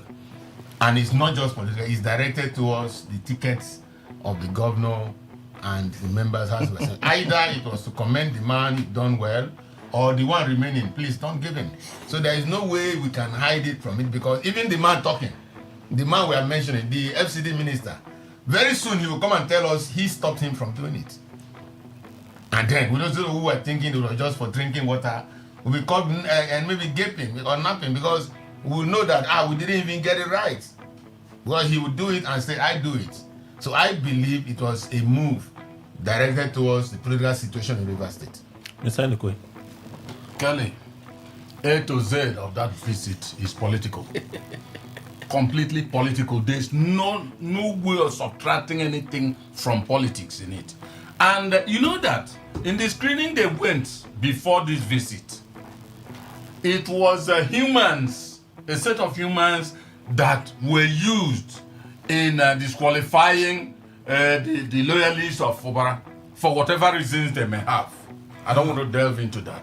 But humans were used to disqualify them. And there will be nothing wrong if Yesom Wike, the FCT minister, moves into Yewada's home and says, thank you, Oga, for this. You helped in doing exactly as we agreed. There's not, you see, it is good, we always say, when we are very evasive in all these things, of course, that's what we should do if we have stakes in all these things. But when we don't have stakes, we say things the way we see them. Nothing is wrong, Kelly.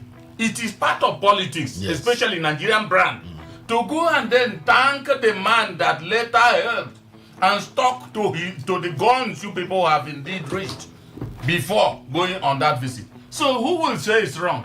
If you give a Fubara time where they are wired in their hearts, he may not have done it at this particular time because the red lights are everywhere flashing. But Wike is a man who is not afraid. So whatever you are saying, he does not hear them. And in fact, at that time you are saying them, speaking, he won't also speak. He will just keep quiet and do what his mind tells him. So for me, it's political. It would have been done in secret. If truly, why I said it may not be political as such, if truly is something that FCT minister want to get from him over the opponent or whatever, it would have been done in secret. There will be no camera. Are you telling me that they're not having secret meetings? Did you see those ones on the camera? That's why it's secret A meetings. lot of things are happening behind the scene. Would you sit here in all your grace, and say that the FCT minister and the APC national chairman may not have had any secret meeting? Kelly, thank you very much. In all your grace. I like your question. I like this question. The truth is that I've said that just like we're having farming season in the country now, people are planting cassava and other thing. Me, I'm planting cassava, pepper, and all the lot. So also the politicians are politicking day and night. Okay. So when they want to make a sensitive move of such, it may be done behind the scene. It may not be done where the cameras are there. So that's why I say this one may be a part of the... Are you therefore affirming that it's also possible that they may have had several secret meetings before now? 1001. I cannot deny that. Cannot deny the fact. You see, it might not be to Wike in this instance, even though he paid that visit to him.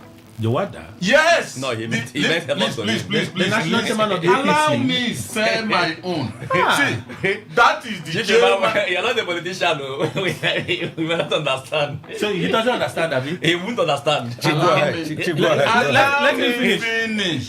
See, let him finish. Kelly, you know why I'm saying this is this angle Chief Okere want to throw around the whole thing.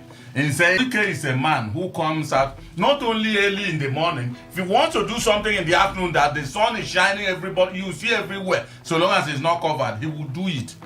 If he visits Yewada, why I say Yewada doesn't mean much, and Yewada starts urinating upstairs, if you understand what I mean. I don't. Okay, if you don't, if he's misbehaving, not agreeing to their terms, he can just leave that house and visit Asorok. Visit President Tinubu. Tinubu is not in town. Tinubu is not in town. No. They can call him wherever he is. Can call Tinubu directly. Yes. And Tinubu will pick his call. And Tinubu will pick his call. One hand. And once he picks his call, he say, Oga, look at whether he's not indeed complying with this. So Tinubu will not call Yewada. Tinubu can say, Yewada, what kind of thing is this? Wow. And if you're not doing this thing, FCT minister, go your home and rest. That thing you agreed with me is sealed. Simple. Wow. So, but it has happened. Yewada? What Chief Emma is saying has just happened during the by-election now of the assembly. I know what the I'm saying. It happened. Okay, the one of Lolo Mari. It's Lolo Mari now. No. The one. Lolo Mari now. The Kana constituency. Yes, and the other East. Yes.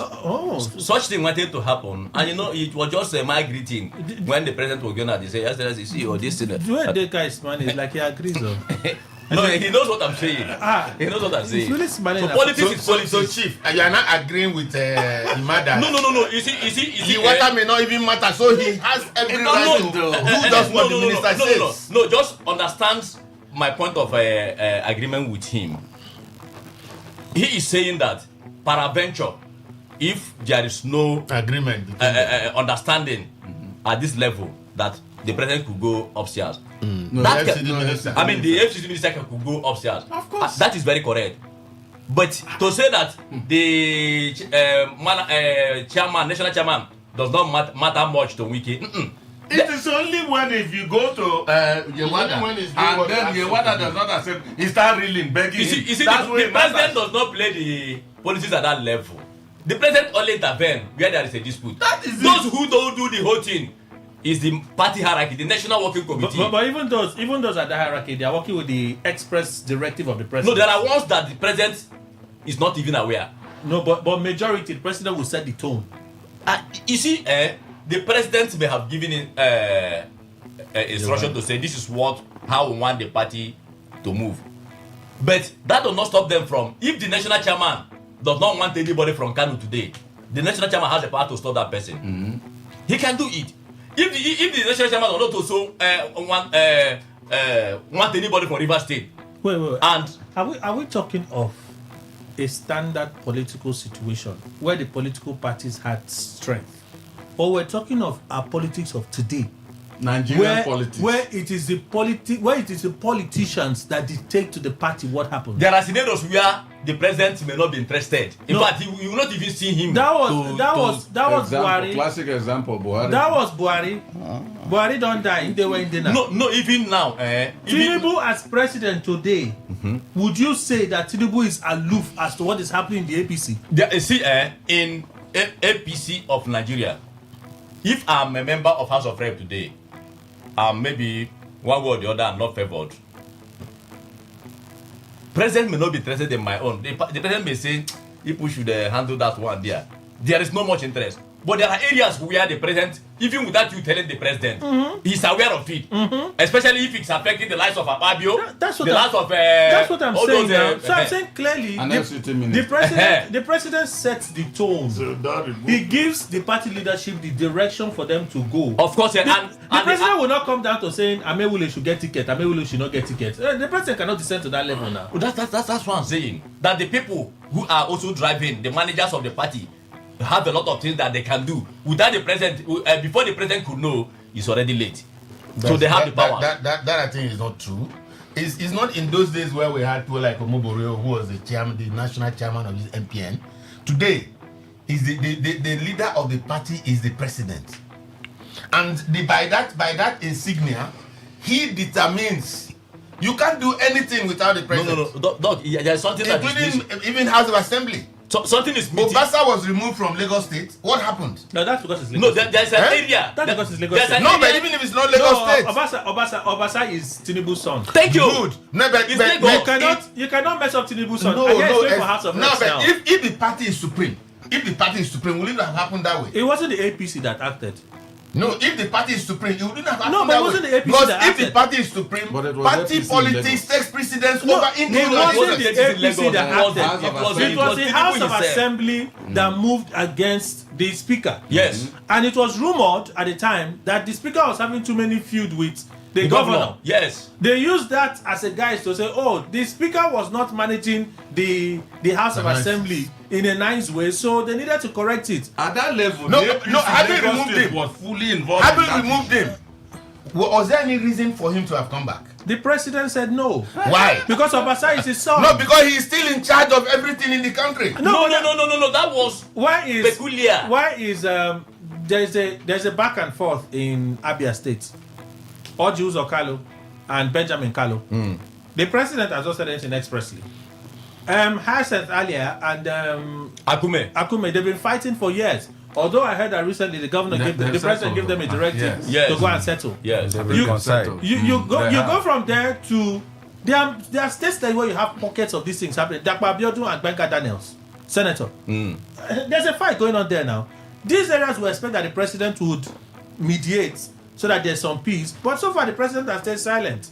Let's see how you guys can rock yourselves. If you can resolve it, we know. That is if the president is silent.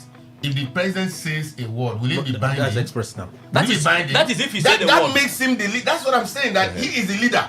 Whatever he decides in the party is what holds, not what the headship of the party decides. With you. Okay. Nobody's arguing that. But what we are saying is that before it gets to that point sometimes, it means that every avenue of resolution has failed.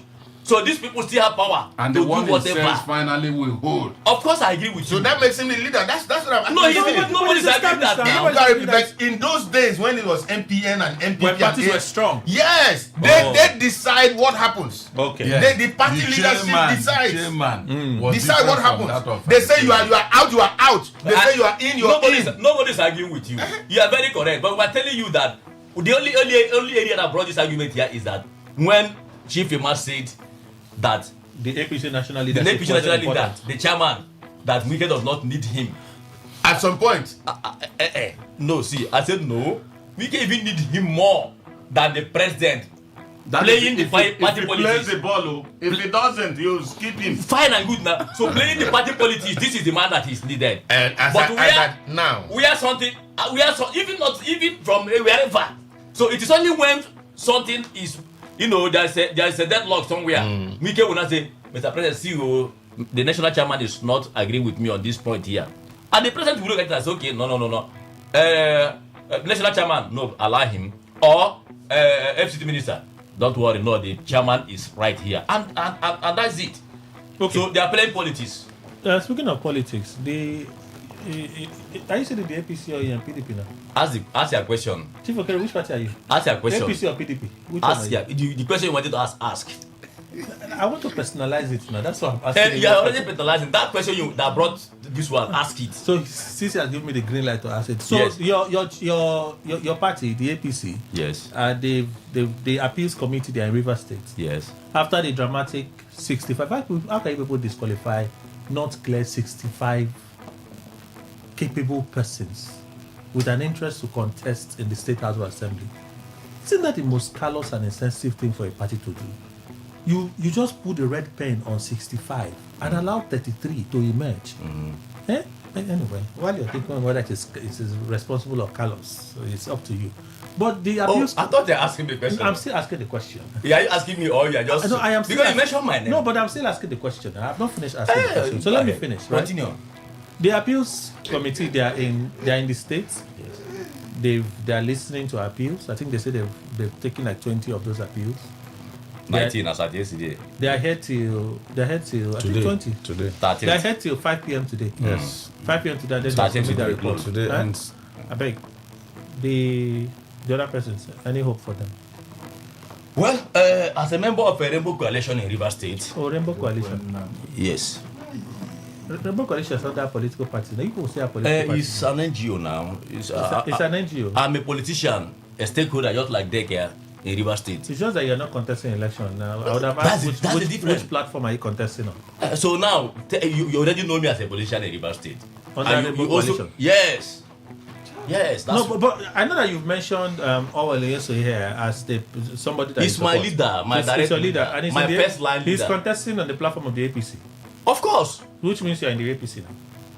I've told you where I belong. Where do you belong?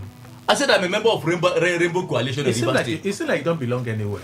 Myself? If your leader is in the APC, contesting and you on the platform of the Rainbow. APC, and you are being shy.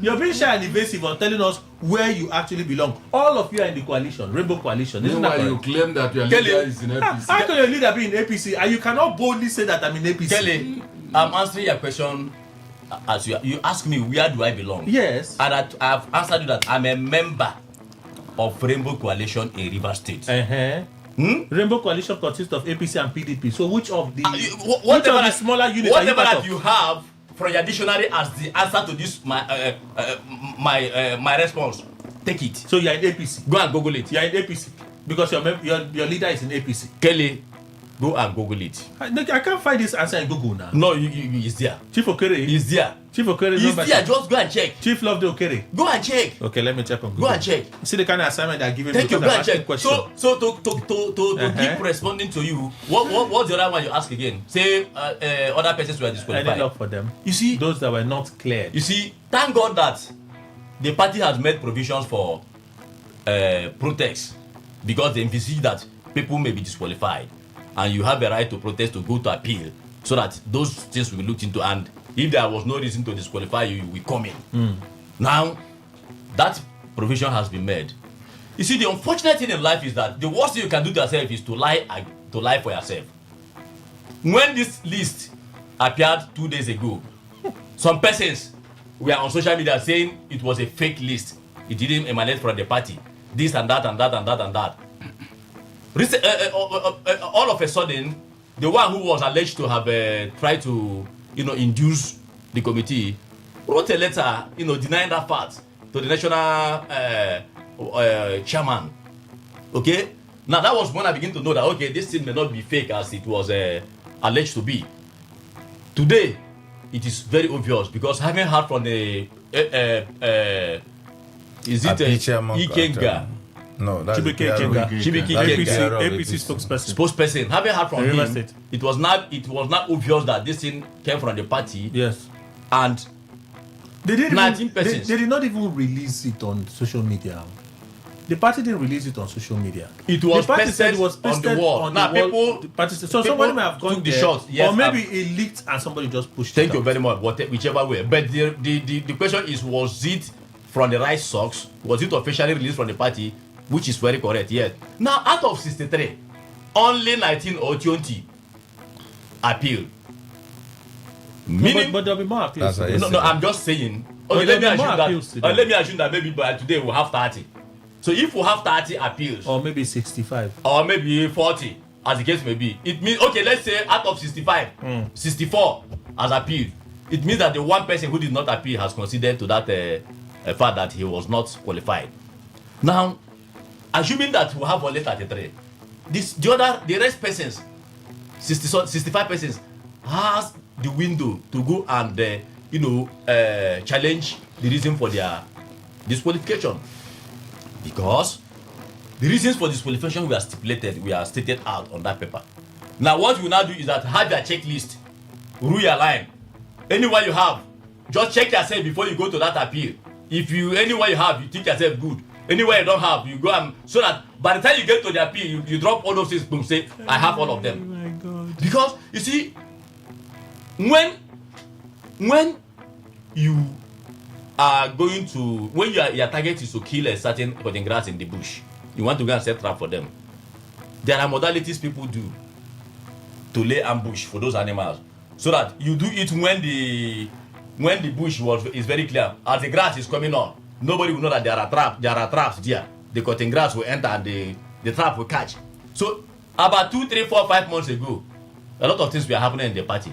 Okay. And people who already who know that they were going to contest election did not begin to prepare themselves. Let me plead with you. You stopped and prepared themselves. We have to go for the news. When we come back, we'll continue. Thank you very much. Please stay with us.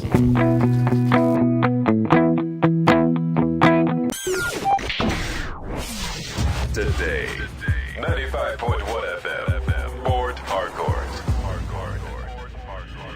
News update.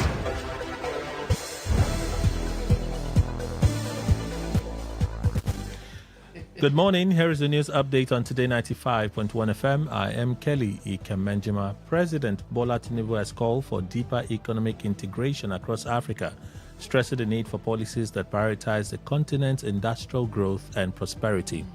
According to a statement by presidential spokesperson Bayo Onanuga, Tinubu made the remark while leading Nigeria's government, diplomatic and business delegation to the Africa Forward Summit at Kenyatta Convention Center in Nairobi.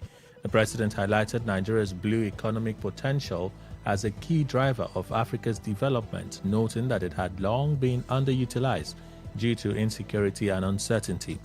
President Tinubu also addressed the need for reforms in the international financial system, insisting that Africa must not remain locked into raw material exports while importing finished goods. Minister of Education Tunji Alausa has said a recent reform exempting colleges of education as well as non-technology agricultural courses in polytechnics and monotechnics from the Unified Tertiary Matriculation Examination (UTME) will increase admissions into tertiary institutions by about 1.5 million.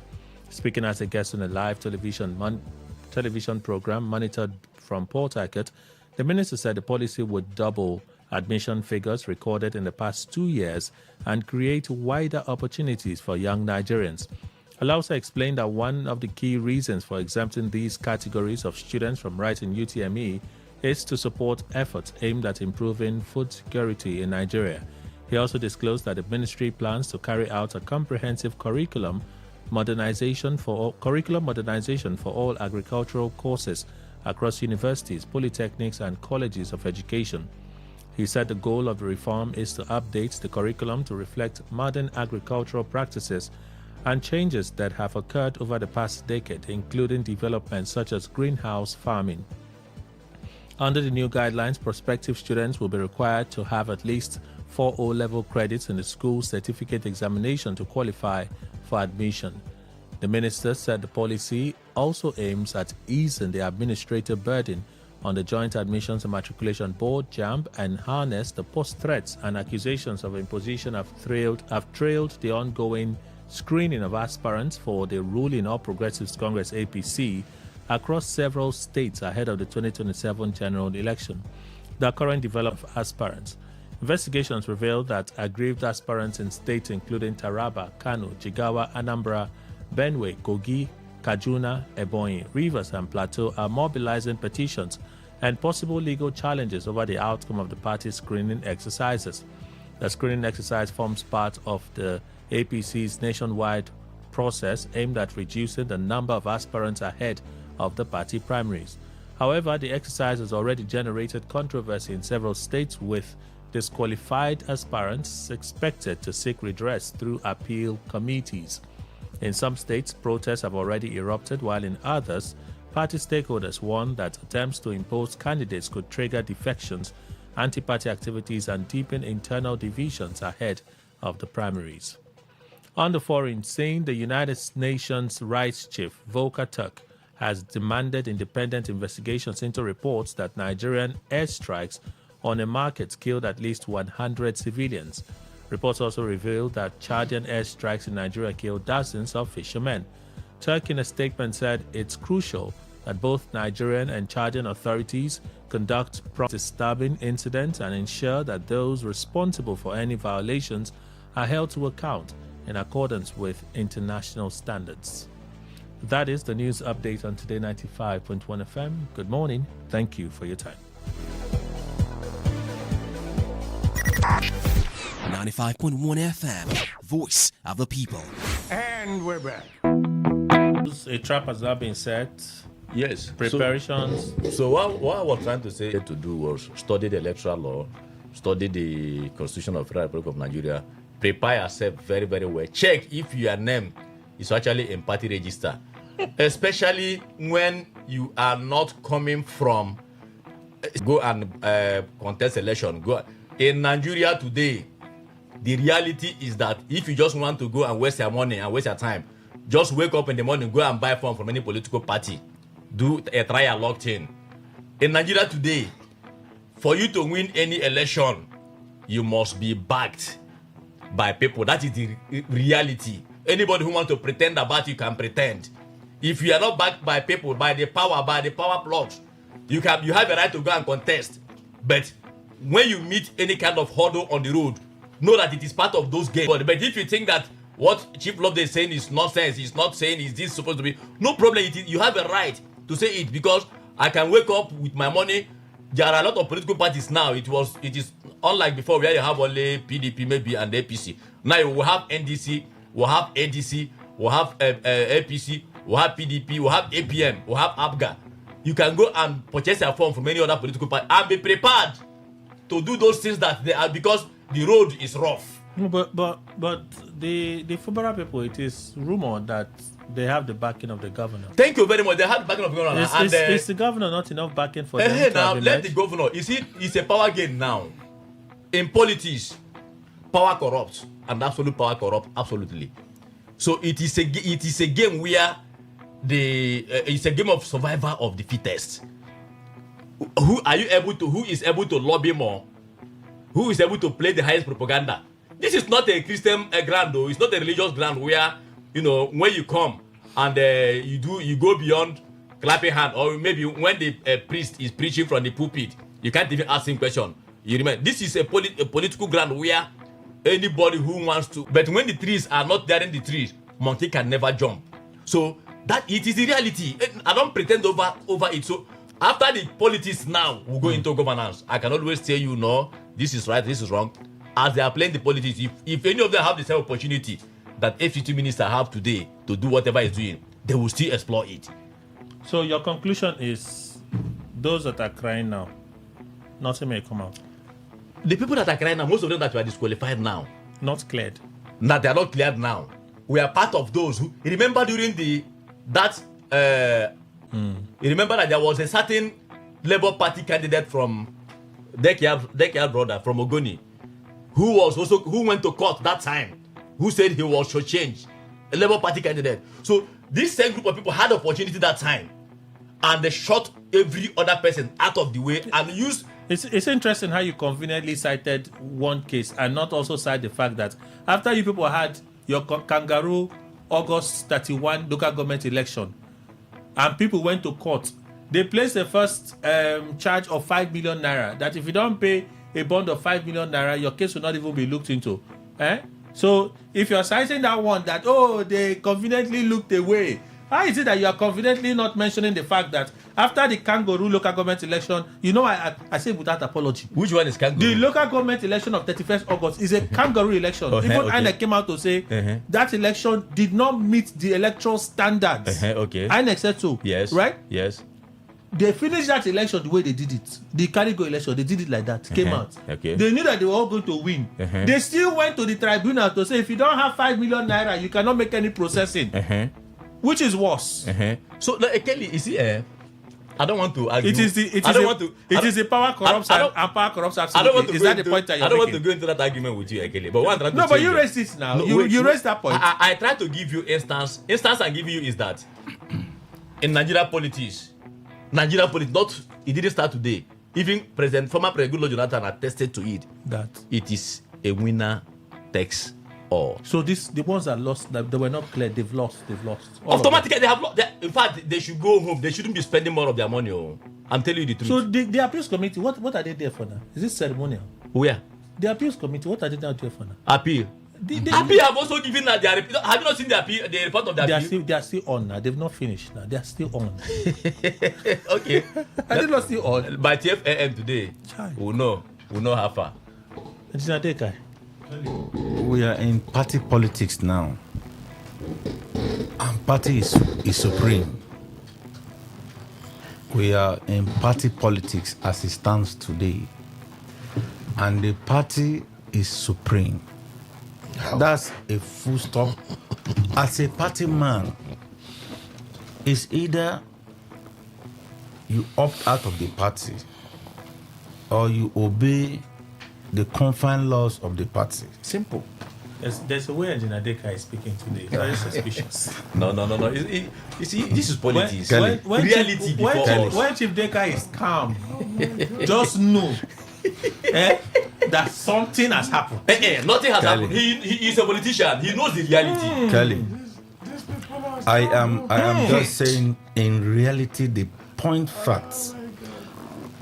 Remember, I don't want to remember that cumulative to this period.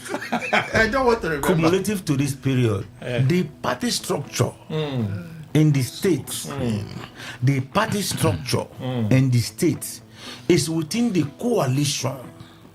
The rainbow. Yes, and it is being run and perceived by the head of the Rainbow Coalition, which is the FCC minister. So don't also forget that within this party time, we are not yet in election period, the general election. What we are doing now is a party politics that we bring a candidate, very appropriate, a candidate very appropriate to match on the general elections, the opponents. That's what they are doing now. Bless you. That's what they are doing now. So, thank you. Going by what we have, it is who controls the party that will now determine or dictate. Even when the said controller of the party is not a member of the APC. Kelly, there are very powerful and strong systems that will operate in Nigeria. And if you put yourself in that circle, I can tell you, Kelly can do more and more within the same circle. So if I join like this, if you are within this circle, if I join that your circle, if you are within this circle where you can sit down comfortably, for you to be this audacious insisting of a circle, you're telling me that if I join your circle, if I blink an eye, something will happen. Things will always go your way. Wow. And that's what the FCT minister Chief, is benefiting. That's correct. Do you know that Dangote plays is a member of all politicians. No, all in regard to what political parties in Engineer Nigeria. Deka just said, it's correct. What if I join your circle now? If I blink Which my circle? eye, if I roll my eye like this now, something will happen. You're not a politician now. Okay, I have to join to be a politician. If you're a politician now, you understand the language you're speaking. So, FCT minister is not a APC man. Okay. He have said so severally. And I said, let the party. He is. No, he is not. He's not a card registered member of APC. But he's working in the government of APC. That does not mean he's an APC man. By having card, No. party card. We know who are party men. You can also become like Kelly was asking. Are you a politician now? No, I'm not. But I'm telling them what. If it, see, Not what you tell them, not what you think. His name is not in the party You want register to of APC. educate politicians? Not what you Kelly, think. Not what you think that can be emotional. No. In the studio. No. If as it stands today, I'm a registered member of party A or party B. Okay. My name will be on that point. Exactly. Which one exactly? My name will be on that register, and they can ascribe me to that point. But as of today, the FCT minister keep telling you, maintaining that he's a PDP man. Yes. And he controls the PDP. So leave him out of the APC affair. But don't forget, the state being led by Chief Tony Okocha is the structure of the party, and you must fulfill all guidelines. I give it to the party. I give it to the party for giving out those guidelines, those areas you must meet before you can be qualified to be cleared. I beg, after all this grammar that you have spoken, I just want to. My question is still hanging. It's still hanging. This appeals committee now. Any hope for the 65? You see, I'm not one of them. I'm not one of the 65. No, I won't say. I'm coming. I'm coming. I'm not one of the 65. But they are giving enough ground. Yes, they cannot meet to up come those to come and show those cause, deficiencies. To come and show cause why you should be cleared. And I saw online that several of them has come up validly with supposed documents that will clear them. It is now left for the appeal man who haven't looked into these documents, can confirm, can attest that these men are either cleared or not cleared. Especially the party result should be awaited by 12 midnight today. Can I either ask you? Transmitting on Facebook. Is it okay for me to ask you what you think may happen from this committee's work? If you ask That's me, what I'm asking I'm you. not part of the committee people, so I cannot read the minds of those people who are doing Perfect this job. answer. That's all. I can't read their minds. Dr. Steve, We'll leave it to them to do their job I give up. and come up with whatever they come up with is their own decision. So we'll stay by it. That's I all. give up. Well, as a philosopher and as a lawyer, you know, we arrive at decisions and opinions by deductive reasoning, or by inductive reasoning, or by abductive reasoning. Now, abductive is a process where you form a hypothesis and decide to predict. It happens in medicine. That's how a doctor can cure you of malaria. You come, you say you have a symptom, the doctor just say, okay, with this, it could be malaria or it could be typhoid. So he sends you for just 2 tests. And when you come out with the test, one of them may be, or both of them may be positive, gives you the treatment and you get well. For me, the idea of having a screening committee is a smoke screen. It's a smoke screen. You know, as a philosopher, I'm able to read ahead of them and know that nothing good will come out of it. It's as good as asking a fowl to be a judge over a cockroach. The cockroach will always be guilty. Or asking a goat to decide the fate of yam. Yam will always be guilty. They are not suffer now. Definitely. So in this instance, it's a feign. In fact, they are feigning justice. Why did you disqualify in the first place? And invariably, what we have is a situation where every one of them is going unopposed for that position. So I don't see any good thing coming out of that committee. Okay. You call it appeal or you call it a tribunal, whatever it is. Okay. Because they've been given specific instructions on what to do, and they will carry out those instructions. You luckily our friends in the studio are saying it's politics. That is politicking. But I also believe that is not politics. That is not how it's supposed to be. We are making our own brand of politics, and we are happy, and we are trying to project it. So let's look at politics all over the world. Is that how politics is played? You say we are happy. Yes, we are happy. Okay, you are happy. Those who are politicking in Nigeria are happy for it. Those who are benefiting are happy. Like the one to your right. No, those who are benefiting from what's happening now are happy. Like the one to your right now. There's someone to your right, isn't it? Someone on the right. And he may or may not benefit. If I will have been hearing his name all along. I don't think he started benefiting. Because those who are benefiting are those whose names are ringing the bell. How about the one to your far right? I've not also heard him. Wow. He could be benefiting, but not that much. Maybe they are trying to reach out to benefits. Wow. When the benefit comes, we'll see. He won't be here with me in the studio if he's benefiting. Beneficiaries. He won't be here. He won't be here in the studio. He will only be here on a special brand. Maybe they book a special, go to his house to interview him. You are very correct. Not here. You are very correct. Are you saying only poor and wretched people come to the studio? No. What that's he's what I'm saying. Those who have water in their mouth do not shout.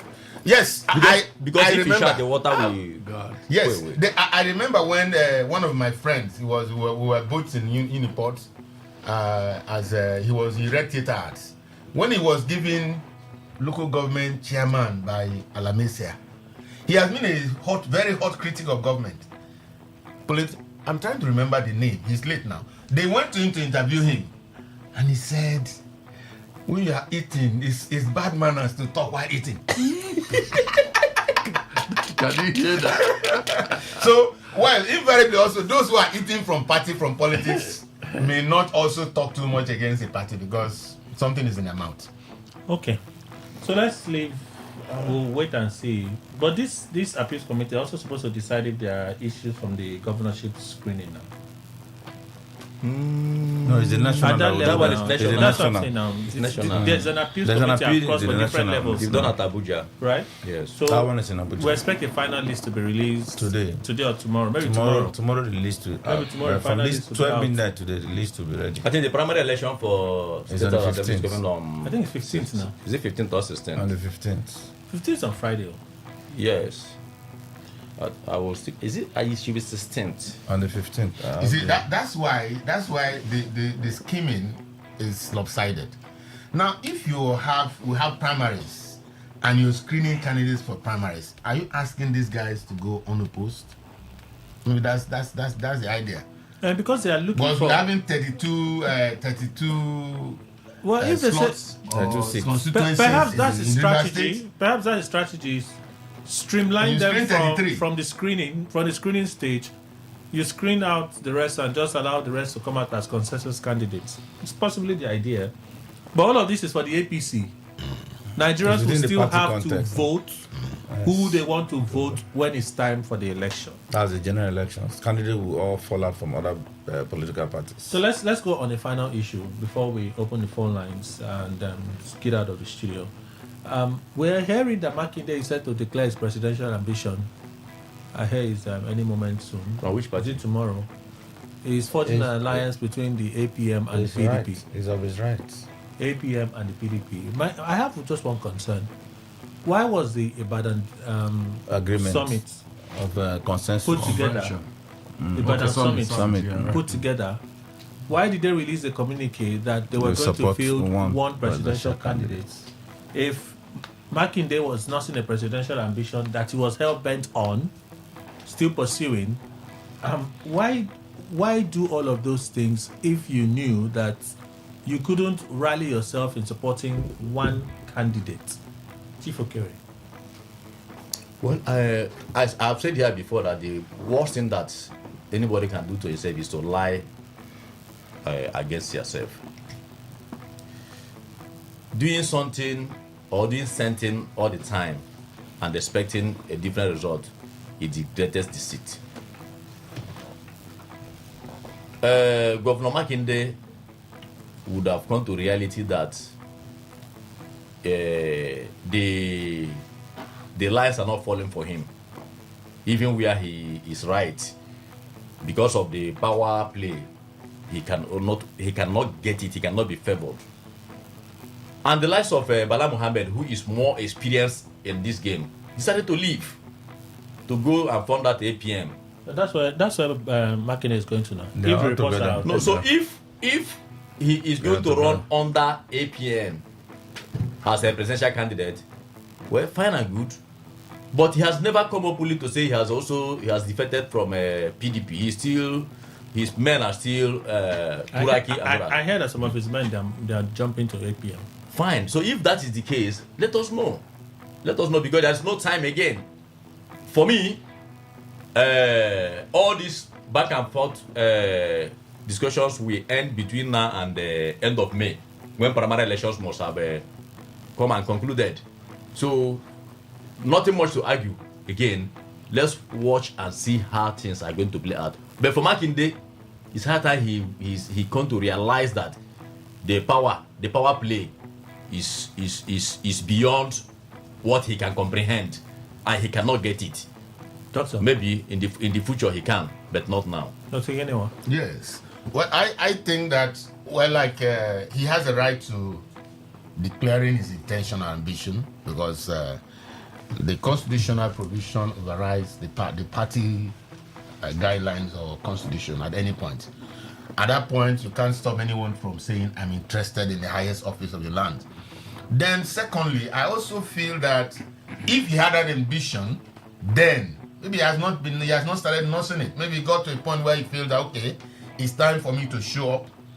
Or thirdly, he couldn't go around, he couldn't actually grasp or he couldn't contain the members at the national conference. He couldn't override the views. And so they went that even when he could have opposed that move then. But because they didn't allow him, they went ahead and made that publication. Or fourthly, maybe he envisages that he might be the sole candidate. It's very expensive to do all of those things. And anyway, well, if he feels that he might be the sole candidate and he backs it up, he may eventually come out to be the sole candidate. He may not know. We don't know who are interested for now. Because Bala has already picked up form for senator. So maybe that's actually where he was going candidate. To. So he could have worked it up so that knowing he alone will be the sole candidate for the party. Because as we speak, the FCD minister is there in APC government. He may not come up to declare intention and all that. So he could have done all this orchestrated so that knowing that invariably it's falling back to him. When he sees that the coast is clear now, nobody is coming up like he envisaged, he's not coming up as a sole candidate. Mr. Ndikwe. I don't understand the question. Makinde is rumored, I should say rumored. Vanguard has reported that there's going to be a mega rally for Makinde's declaration to contest the seat of the president. So I'm asking, why the Ibadan Summit? You organized the Ibadan Summit for a single presidential candidate from the opposition bloc. Yeah. If you knew that you had a presidential ambition, what was the point of gathering all of them at that time? No, he knew and was strong about it. He did what he did just to test waters. Yes. He thought perhaps the convention... And the others like Obi, Atiku, Amechi did not know that that's what Makinde was cooking. No, they may know. They may know. You see, but the issue is that you don't, in that kind of amalgam of party and issues and all that, you don't expect a NEMCON statement. That's one statement, unison statement. No, you don't. And so what happened when they made that suggestion? Makinde was thinking that maybe since they have come, they will agree, and then the true color of himself would have shown itself. But it didn't happen that way. They were still considering it. And now that he is finding out that eventually Obi now, and they are not ready to come as a bloc to bring out that one presidential candidate, he is now living true to himself, to owning up that. Yes. And he is still in PDP. You know, there was one thing I read. Just because I didn't see any seal of authenticity, I just left it. I heard that the PDP is fielding a presidential candidate. All along we've been hearing, especially from FCT minister, that the PDP will not feature at the presidential level, but they will feature at other levels. But now, that thing I raised said the PDP is going to field a presidential candidate, and said that thing is rattling as a rock, because the agreement they had was to destabilize all the opposition, including the PDP, so that nobody will come and challenge President Tinubu. And if that be the case, maybe PDP in disguise is still coming to have that presidential slot through Makinde. But is he going to do anything? No. Kenny, I don't know how they will understand Nigerian politics and know that all of them are wasting time. Whether NDC, ADC, or the rest of them.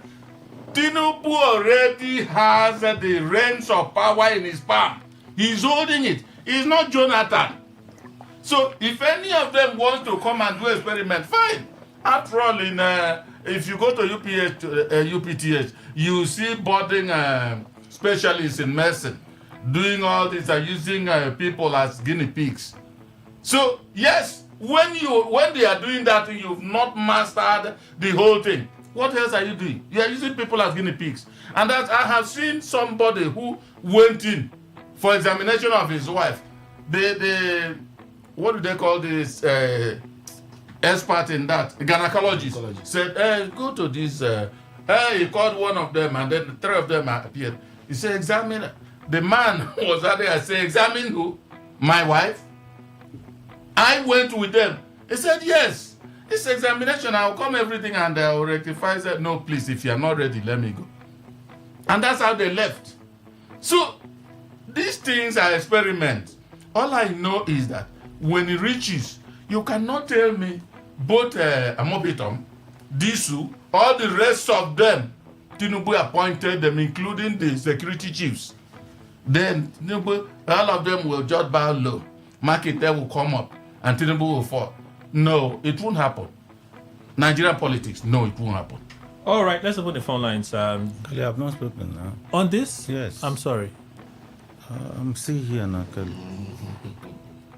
Kelly, Yes, the center could not longer hold. Remember, when this whole thing came up, there amalgamated political parties, ADC, all of them were still together. So when that dispensation comes, everything now collapses. So Makinde will not say, I have a chance. I have a chance.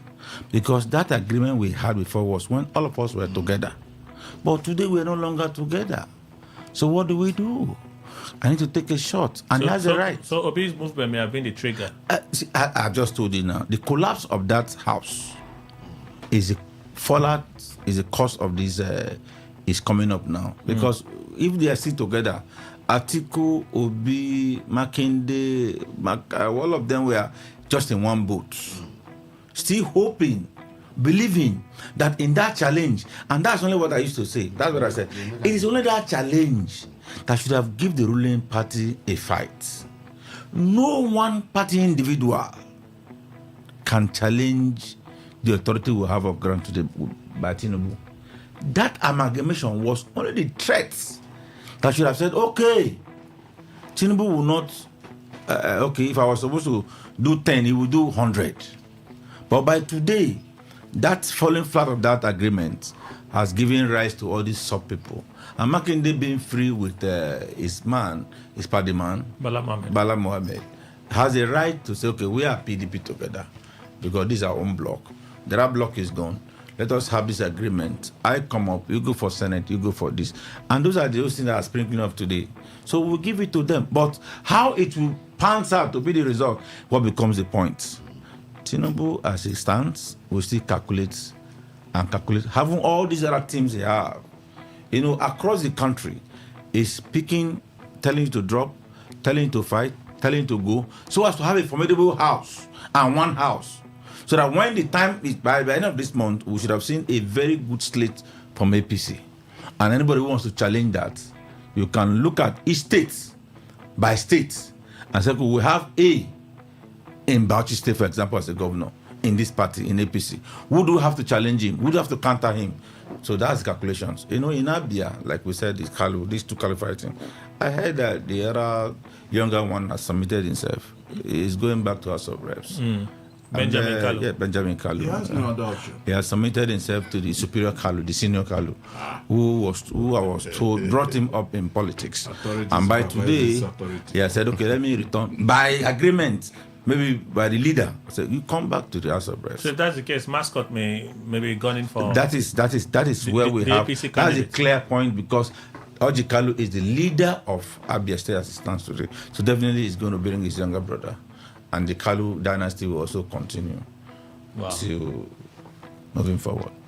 All right, 08109510951. I called the number earlier, so you have 60 seconds. Let's begin. Good morning. Today 95.1. Yeah, hi Kelly, good morning. Welcome. Yeah, I'm Mufasa on the line. Morning to your distinguished guests. Yeah, Kelly, like they say, conscience is an open wound. Only the truth can heal. What's happening currently in Rivers State? The same persons who were seen at the Abuja convention of the PDP wearing Ashwebi and all of that, are now today stakeholders in the APC. That goes to show the kind of APC that we have currently in Rivers State. Like the popular saying that there's no honor amongst, just like the way it is over that particular sector, the same thing with politicians. But I rest my case on that. They're talking about marking day. Well, I do not see this whole conglomerate of opposition standing a chance against the united APC at the national level, because after the Ibadan summit, one would have expected all of them to come together and produce one single candidate. But this one, everybody wants to be a presidential candidate of the political party. It gives the APC smooth sailing at the general election. Okay. Thank you, Mufasa.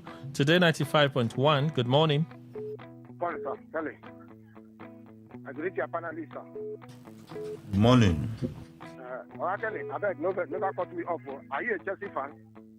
No, I'm not a Chelsea fan. Why? Okay, thank you. Before football, when Chelsea want to play match, before the football, they will first boast that they are going to win the match. Before this primary, football supporters, they are making noise about Hope Uzodinma. I hope Uzodinma scream all of them, and they are going to pass. That is Hope Uzodinma this morning. Thank you very much. Good morning. Good morning. Today 95.1. Good morning, Mr. Kelly. Welcome. Yes, my name is Isaac. I greet all the panelists in the house. You're welcome. You're welcome. Yes, please, about Makinde, he has the right to contest as a president, to run for the seat of a president. If I also have the right to do so, I will. I have all what it takes to do so. But what I want to plead is, sometimes our speech can also make people being discouraged. Please, I'm pleading that when we are talking, we should encourage everybody to come out and vote. Whosoever you want to vote. We know what is happening in the country today, that everybody is in pain in one way or the other. It's affecting everybody. So saying that Tinubu is not Goodluck Jonathan, that he has already won, is not true. We can do it. Okay. People can do it. So I want to beg that we should not discourage anybody to come out and vote. Thank you. Thank you very much. Good morning. Today 95.1. Okay, good morning, sir. Welcome, Brown. Yeah, Brown from Obunia. On the dynasty of what Carlo and his brother want to do in other states, that one is dead on arrival. I'm from other states. It will stand. Then on the one of your guests there, I'm highly disappointed though. This man going to this is like. Today 95.1. Good morning. Good morning, Ogaken. My name is Mr. Steve. Okay. Please, Ogaken, if you come into 2027 election, APC will lose election. Tell him that speak for yourself and don't speak for the generality of Nigeria. If the sufferers on this country have not tired Ndukwe, they are tired Nigerians. Nigeria no. Today 95.1. Good morning. Kelly, good afternoon or good morning. Good morning. I think I just want to remind everybody that. What is your name, please? My name is Evangelist Lawson. So I want to remind Nigerians and the panelists and everybody that the contest is going to be between APC and Nigerians. So before that time, Nigerians will arrange themselves, and by the grace of God, things will go well for us. Not us telling us that Tinubu is already there. Already there for what? So that we'll suffer again for the next 4 years. Thank you. Today 95.1, good morning.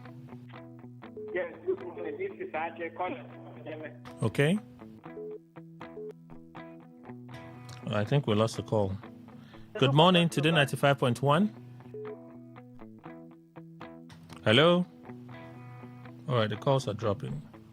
Good morning. Can you hear me? Yes, good morning. Shadrach from Abogoro. Okay. Tell you, we are talking of River State here now. I just want to let River people understand and know that a tree cannot make a forest. If all of us, will be River people, just hold our hand, and every day we are calling only woman on radio. Woman on radio. Is even bigger than River State. This thing is good. I don't know why people are just supporting only woman. Even some people who never get even a meal are supporting bad thing in the state. Let us see that day, that voting day, that 2027. That is what will determine who will be the governor of River State. Thank you. Good morning, today 95.1. Hello, Kelly, good morning. Morning. I greet your guests in the house. Morning. Good morning. Kelly, see, the type of politics that is going on in Nigeria, my name is Prodi, calling from Malacca. The type of politics going on in Nigeria, I like it. It is called vagabond politics. Because what is going on in Nigeria, time will come when they will be tired of whatever thing they are doing. Thank you. Good morning, today 95.1. Yeah, good morning, Kelly. Special Douglas, welcome. Kelly, first with Shey Makinde. His declaration or intention to declare has shown that the main essence of that Ibadan convention, which he probably sponsored, was just for that declaration which he made, which obviously he didn't even know the magnitude of such. Talking about the 5 assembly aspirants who were kind of concerned whether they would have any chance. So I want to tell you in a balance that those 65 aspirants, 65 aspirants from that angle, concrete information, Fubara State, I will say, Kelly, that Fubara may not successfully feature or will not feature successfully in this upcoming election. What I mean is that he may not succeed to feature, or he will not feature, he will feature or not to succeed, because if he still insists on contesting, even Sarah Jibril, who contested with Jonathan, will even have lost honorably than Fubara. What All right. we're looking at now is how he will even lose in his polling unit if he dares.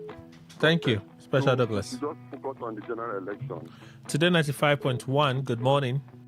Hello, good morning, Kelly. Can you speak up, please? Yeah, I can speak up. Good morning. Okay. I agree with family. Kelly, the one problem now is that in my area, they've already given us their bills to collect 20,000 naira.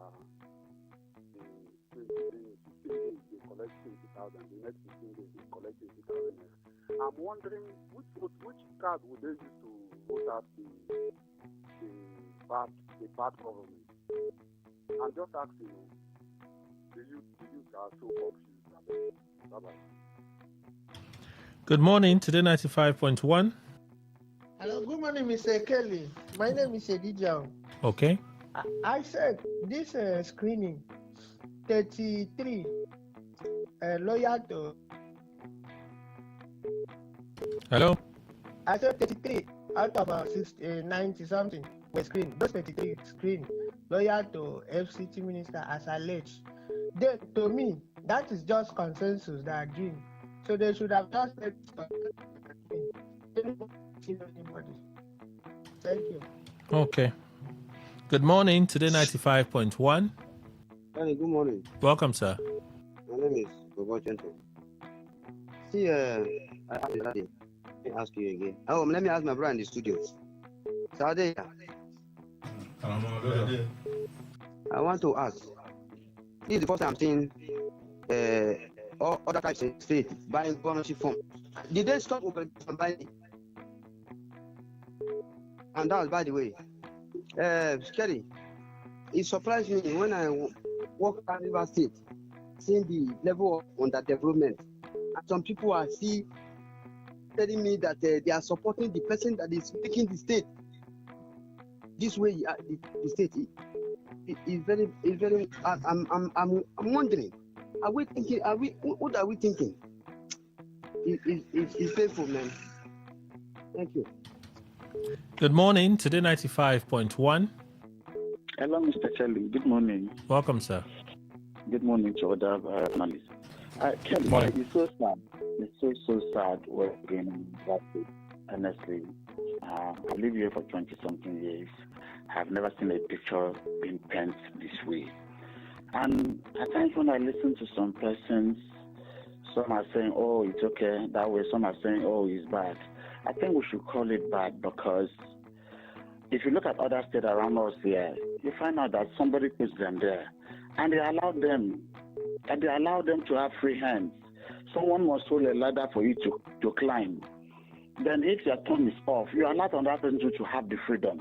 What is going on in River State is not sound. If we don't condemn it today, tomorrow our children, our grandchildren, and they will be the one paying price to this. Thank you. Good morning, Today 95.1. Good morning, Kelly. George calling from Morigo. George, please go on. Kelly, I learned that our governor has gone for screening and is waiting for results.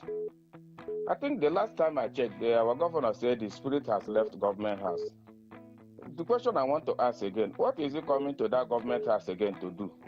That is the question I want to ask people. That is one. Then another one is that his minister visiting APC national chairman. I think nothing is wrong there now. We are not fighting. This is democracy. Anybody can visit. Paul said that he went to the place of his enemy just to go there to gain them in the Bible. So just a weekend went there for visit. That's a normal thing in life. I can visit you. Anybody can visit anybody. We don't have enemy in politics. What is important is permanent interest. So please, let us play the game according to the rule. Thank you, George, calling from Orido. Good morning, Today 95.1. Hello. All right. Good morning. Yes, I called back. Okay, Achi, go on. Achi, go on. Thank you so much. I want to advise the governor that thing for what please prepare your listing, your luggages, even though the case you ask for government house. I hope you have acquired houses in London and Dubai. But I want to also advise you, Mr. Governor, make sure the river treasury, their port, you don't tamper with it, so that your master, your guy will not come after you as soon as you leave office. Don't tamper with one cover. That is a monitoring rule. Don't tamper with one cover in the river's account. Because as soon as they take you out, they will come after you with EFCC and their military men. I cut off. I say thank you so much. If you like to hear, you don't like to leave. Now, wow. Good morning, Today 95.1. My brother Kelly, good morning. Welcome, sir. How far now? Between where and where? I like the gameplay that's going on in River State. At least this one will teach the government a lesson. Sometimes you don't bite the finger that feeds you. Please, my own thing is that he should be fast and leave the office because his time in that office is over. Thank you very much. Oh, wow. Good morning, Today 95.1. Yeah, good morning. This is Honorable Chris O'Chris. Let me still say what I know about allegedly. Governor, I told you earlier, FCT minister no get forgiveness for his own dictionary. The same FCT minister who told us that under Buhari, that we should not associate ourselves with the APC. Anybody we see with associate with the APC, we should take that person to psychiatric hospital. Maybe visiting the APC leader, maybe when they are to diagnose. Good morning, Today 95.1. Good morning. This is Sakanimo calling from Port Harcourt.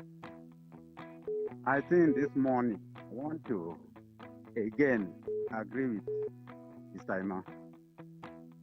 You see, if people forgetting how politics have been played in Nigeria and election have been done in Nigeria, it's not all about electorate.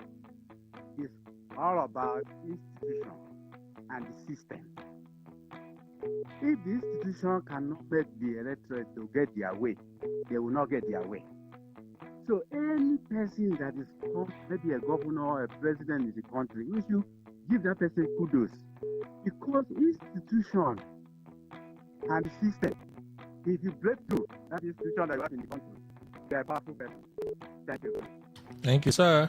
Good morning to 95.1. Are you there? Hello, Kelly. Morning, sir. Good morning. I'm Williams. Okay. Governor Singh shouldn't have done this. He had listened to the language. Look at what is happening to him. Huh? This is bad politics. It had waited till second turn. It shouldn't have been like this. Thank you. All right. Thank you so much for sharing. Let's take some more calls before we start reading messages. Today, 95.1. Good morning. Hello, my brother. Good morning. This is John Africa from Togo. Wonder shall not end. Our former governor, visiting National Party chairman of APC, and people see it's nothing wrong about it. It's not politics. Well, we are all Rivers men. We are all Rivers people. Within the end of this game and this battle, democracy. Bye-bye for Nigeria. Okay. Good morning. Today, 95.1. Yeah, good morning. This is Ogema calling from Abuja. You see, allegedly, the governor did not go there for screening. He only go there to decline. Because the meeting they had with the president at Abuja already shown. And that's where we hang the boots today for the show. Tomorrow is another day. Stay peaceful and enjoy a good day. Kelly Kimajima is my name. Good morning.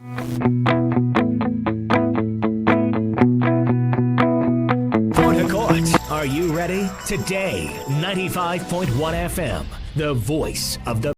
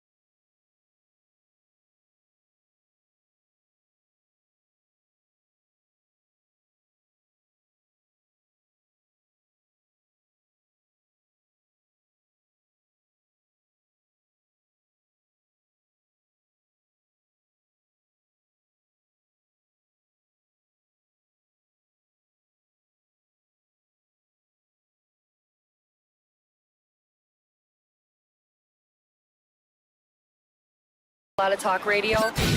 95.1 FM. Want to know what's happening? Get latest information in sports, politics, lifestyle, you name it. The frequency of choice. Today, 95.1 FM. Today, 95.1 FM. We serve you the latest update on everything. Today, 95.1 FM. We are the voice of the people. The voice of the people.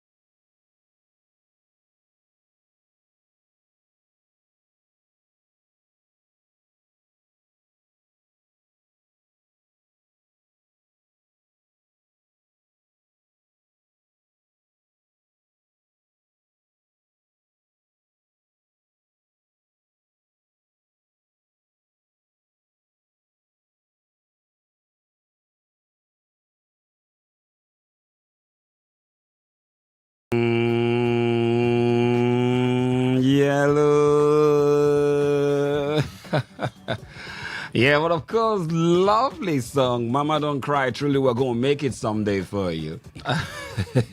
That's the prayer of it. No, but think about it. Now, the only set of people that truly want you to do better than them in this life is your parents. Forget it. Don't get it twisted. Not your friend. Not even that your pally. Not even that your bestie. Your parents are the only ones that want you to be better than them. So we have to keep them the right attitude, put more muscle in our hustle, and sure, someday we'll make them proud. And I see you doing that, isn't it? Instead, the voice of Prince Nnamdi will be the yellow Santa Claus holding it down on MTN Infocom half hour on Today FM 95.1 FM Port Harcourt. Beautiful and lovely day, isn't it? Yeah, it's my month of birth, and one significant thing about this month is the fact that we have the rains coming through. I'm actually not magic, so I'm not saying it's going to happen today, but if it comes, take it the way it is. I'm so excited to be with you every Monday, Wednesday, across every platform where you have to hear my voice. And of course on TV as well on Friday and Sunday. Now, bringing all those information to you that will actually set you on high. Remember, to be a hero is not about talent. It's all about the information behind the talent. Now, talking about information, I've got lots of messages all through the month. Yeah, and we actually taking a whole lot of time and pressures to break this down for our subscribers and our esteemed listeners so that we don't get caught up in this web anymore. Now, I'm talking about data depletion. A lot of fools are complaining. In fact, I was accosted. I went for a gig on Sunday. On my way out of the party, I just got someone accosting me. Hey, Yellow Santa, hey, MTN, I don't top my recharge card. Hey, MTN, you're zapping off my my data. Well, come on, data is life, so I can imagine how you all feel when your data run out faster than I expected, of course. But trust me, it is not the network first. It is not MTN. We wouldn't be taking off what we've given to you unjustly. It's against NCC rules. It's against Nigerian laws. And it's also against the policy of the brand. We can't take off what we give to you. Now, so when we have trailed this and discovered that 85 to 88%, no, what is 95 to 99% of these complaints are operationals. Now, some of us have several apps open. Some of us have several download happening without our knowledge, and all of this actually consume your data. Now, one of the most exciting part that happened even now as I'm talking is happening wherever you are is the fact that several of us are actually on the social media, streaming video, watching video, downloading and uploading. All of these things are data. But the silent eater of your data is the fact that when you're done browsing, checking all those catch up on Facebook, TikTok, Instagram, Snapchat, all the social media platforms you do use. Now, if you don't turn off those apps, they are silently running out your data. And that's what's happening to a lot of us. Yeah. Now, you are shortly on Facebook and then you got a call, and then you had to snap in to do a job, and then you minimized your screen. Now, you minimized, you did not close. You did not close the app. So the app is still running behind and then eating up your data. And then, of course, there are also several apps that are actually not known by you that come with the phones as well, that are actually streaming out. They are running on the background. Some are actually giving you some system supports and all of that. And then they're also consuming data. So I think it's important for every one of us to set our phones data settings. Okay, most phones these days have data settings. So you can actually set your data, regulate your consumptions and all of that. And I will be taking you through that today. I'm expecting my brother, Best Man, to join me in the studio. You know how it is. He's coming all the way. I pray he gets here on time. But I trust the God of Donny, Best Man, will join us and let's talk through data depletion. Join us and let's talk through data depletion.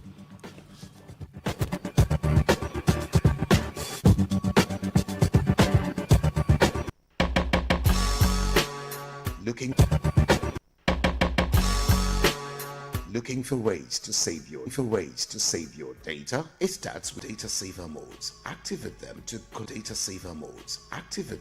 control data usage. You can also go to settings to turn off auto updates. Lastly, close unused apps to save data when you ain't using your apps. These changes can make a big difference. For more information, visit your mobile operator's website or consumer.ncc.gov.ng for more helpful tips. Stay connected and enjoy smarter data usage. This message is brought to you by the Association of Telecom Operators and Nigerian Communications Commission.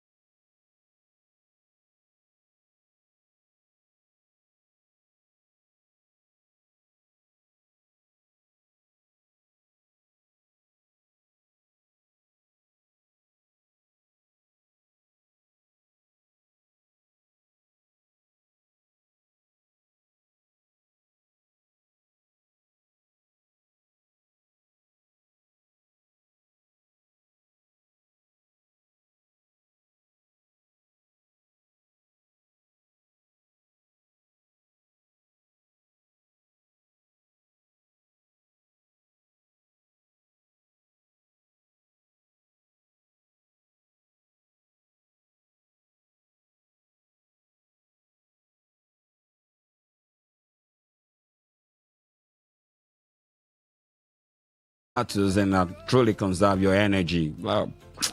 Trust me. And that's why we are picking our battle this beautiful yellow morning, because I got lots of calls, lots of stone throwing at me. Yellow Santa Claus, oh, my data, oh, Prince Nnamdi, and I was discharged and acquainted. Today I have my brother. One of the criteria to work in MTN is you have to be handsome, or if you're a lady, you must be beautiful.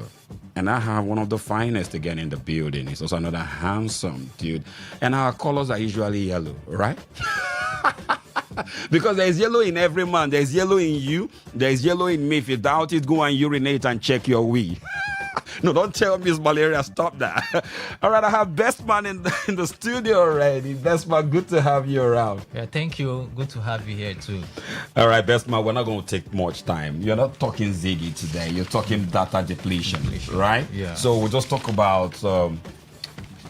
There have been a lot of complaints from subscribers and, of course, listeners as well about data. All right? Please let us know, knowingly or unknowingly. All right, thank you once more. My name is Bestman, Customer Care Rep and Experience Officer, Port Harcourt Service Center. All right, we're here to talk about data depletion. First, we need to understand what is data depletion. It is when your data gets exhausted faster than you expected.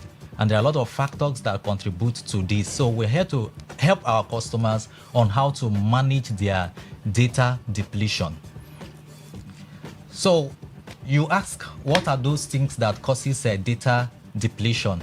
There are quite a number of them, which if properly managed, your data will last as long as you want or as long as the validity period. First, the data can be depleted if you have automatic updates on your phone, if you have background apps running quality, social media apps and autoplay videos, then tethering or hotspot usage. These are some of the things that could actually exhaust your data so quick. All right, of course, now the listeners as well will want to know what are those things, those apps that actually will or have been eating up their data, knowing or unknowingly. Okay, there are a number of them, like the YouTube. Of course, you know the YouTube consumes a whole lot of data. The Netflix, the TikTok, and other video streaming platforms, as well your Instagram, your Facebook, Snapchat, especially videos and reels. Video calls on WhatsApp and Zoom, or even the Teams we use for our daily business meetings. These are automatic updates. Anytime an update comes, it keeps running at the background without you authorizing or authenticating it. It keeps running and updating. So all of these things take a whole lot of data. All of those things take a lot of data, Bestman says. So how can we reduce this data consumption? Okay, thank you. You can do a number of things. First, turning off background data for unused apps. I know a whole lot of persons will say, how do I get this done? Some smartphones actually have such features. Okay, I always advise, if you cannot turn off some of these data applications, you can install what they call Freeze. It's an application that can help you freeze some of those applications you may not be able to turn them off. Then setting video streaming on low, medium quality is another way to also manage your data so that it does not deplete so fast.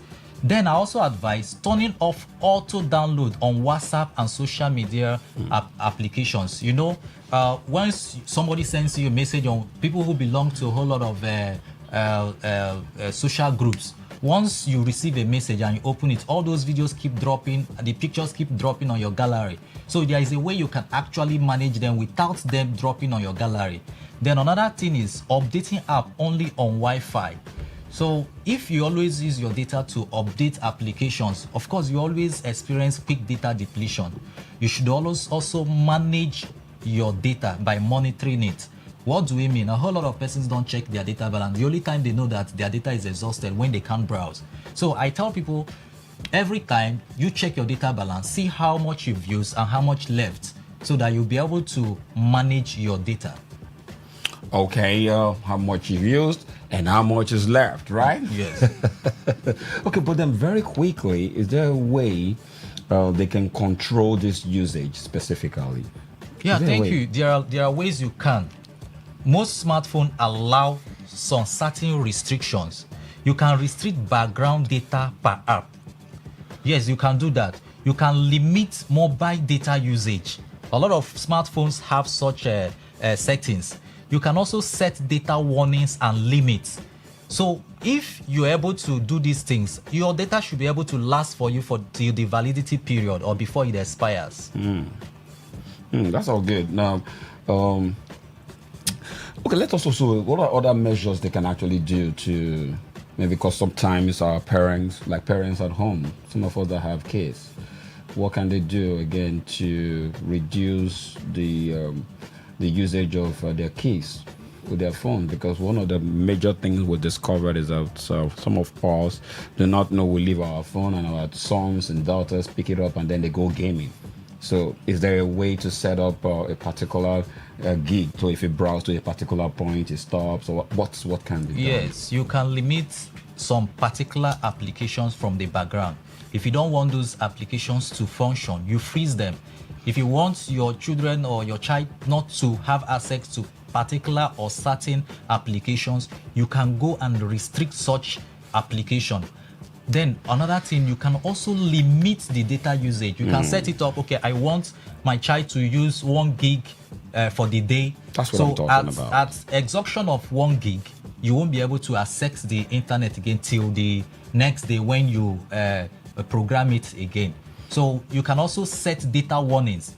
So if you've used a particular amount of data, it gives you a pop-up that you're almost reaching your limit. So this can as well help in monitoring the data usage when you allow your children or maybe your child to use your phone without excessively using the mobile data. Well, of course, that's actually what I was talking about, and Best Man got it real good now. See, a lot of us need to set the data usage on your, not just for your kids alone, for you as well. You can decide to say, I want to just use 1 gig a day or half a gig, right? Exactly. Now you can set it so when you browse to that point and it's 1 gig, it goes to sleep. Or you can even time it. I want to use 1 gig in the morning and 1 gig in the evening or in the night, as the case may be. So when that happens, it will also help you just in case you can't remember to turn off your data and all of that. Well, we'll take a time out right now. Dance a little bit, but before we go, I want Best Man. There's a culture here. Best Man will give out the first recharge card this hello morning. It's the fastest finger. So Best Man, you give out that recharge card for the fastest fingers to load, and then we'll take a time out, dance a little bit, and we're back. Call the numbers. All right, I have an MTN 500 naira recharge card here. The fastest finger takes this. Okay, 6492 6350 9018 47075. All right, that's the first recharge card this yellow morning. All right, many more to come, but I'll take a time out now, dance a little bit, and I'll be back.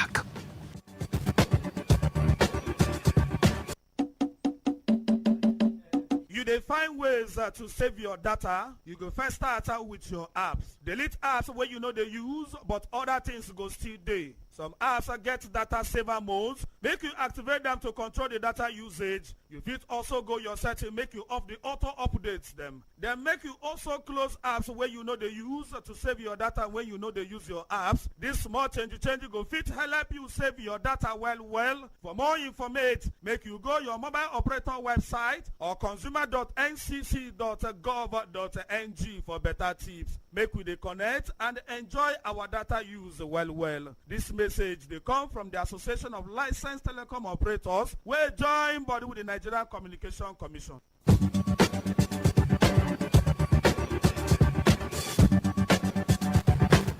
Right, I'm still here, going nowhere, but I don't know how true it is that. But if I go, I'll leave you with an angel that knows how to handle you. And she's dawning. Is it dawn enough for a new day or dawn enough? Oh, come on. All right, it's still the voice of Prince Nnamdi Obi, the yellow Santa Claus. And right here with me in the studio is my brother, Best Man. And we've been talking to you about data depletion management.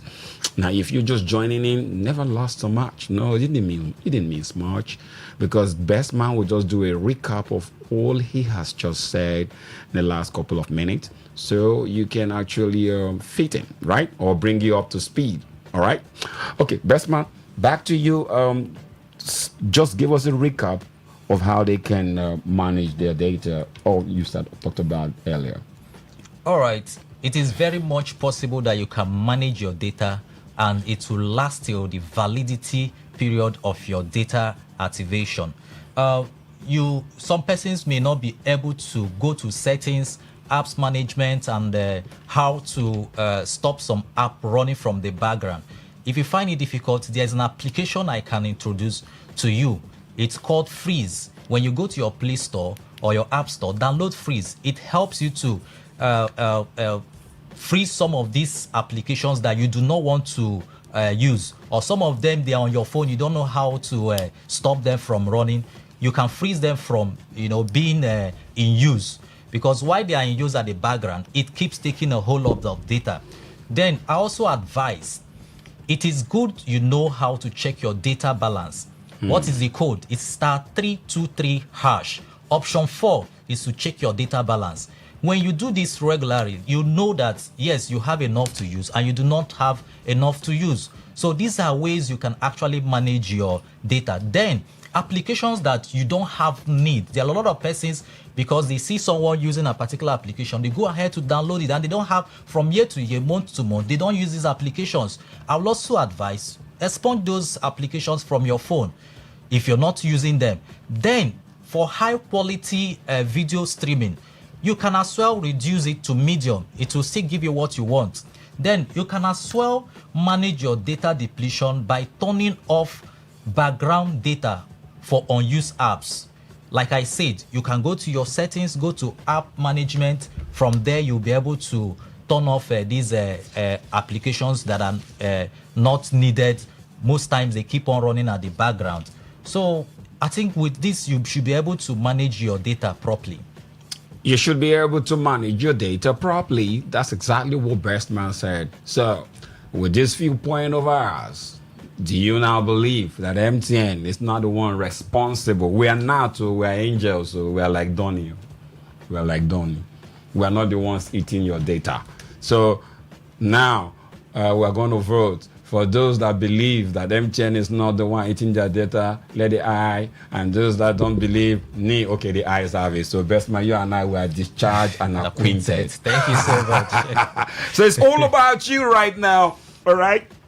Do the right thing. Check your data. Now, we're not saying that it's intentional. We can understand how it is. Do you understand? Of course, no one will naturally want to have his or her stuff wasted, yeah?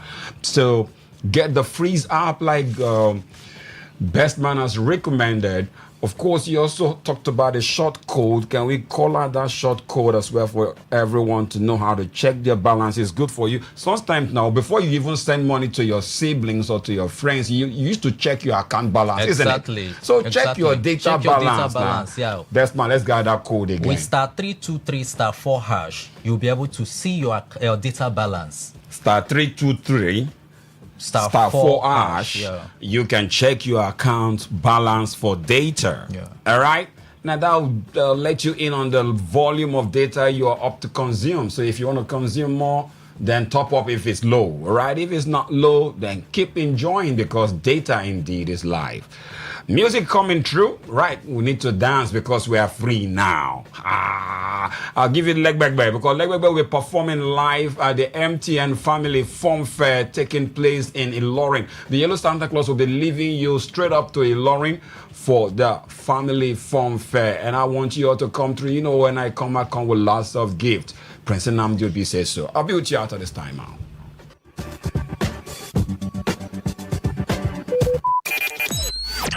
Talk radio. I listen to a lot of talk radio. 95.1 FM.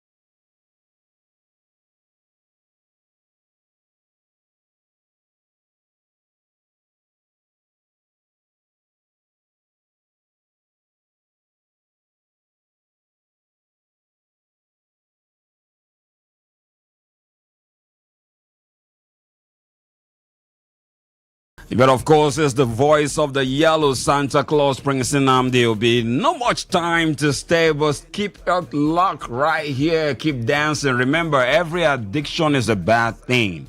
But just before I go, let me give out the last recharge card for today. I would have loved to give out more, but the time is gone. So take this one, 006 8352 3691 67148, and I'll take it again, 1006 8352 3691 67148. That's the last recharge card until I come your way again. Stay out of trouble. What would I have done without you? My dance coach Terry out there. Of course, best man, thank you for coming through. Thank you. What can we say? She's ever pretty, ever loving, ever caring. Donnie, thank you, sweet sister. Now, this is the yellow.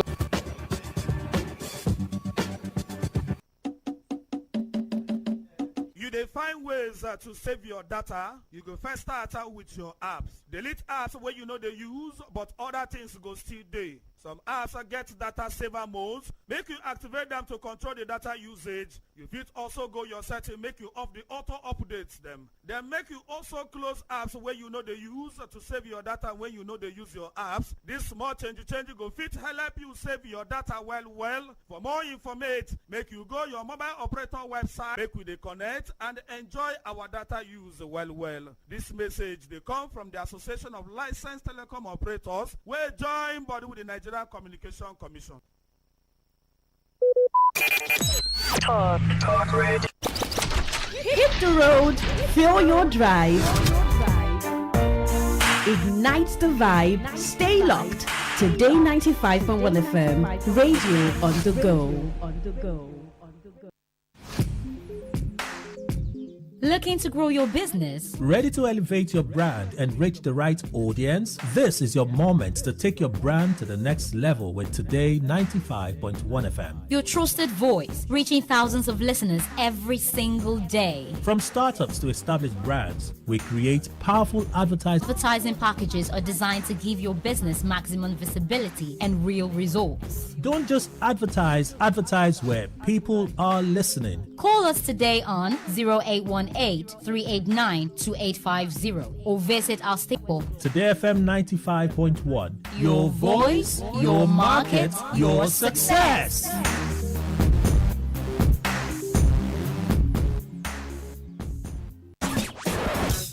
Live your truths towards your dreams. Talk your talk and walk your walk. It was years ago. There's a statute of limitation on this stuff. Make today worth remembering as we discuss issues as it affects Nigeria moving forward. Talk then to 1FM Port Harcourt. Voice of the people. Wake up to today's quest, where breakfast on the radio is full course. We start with some motivation to ignite the spark 6:30 a.m. Unbeatable and concise news reports on the world news at 7 a.m.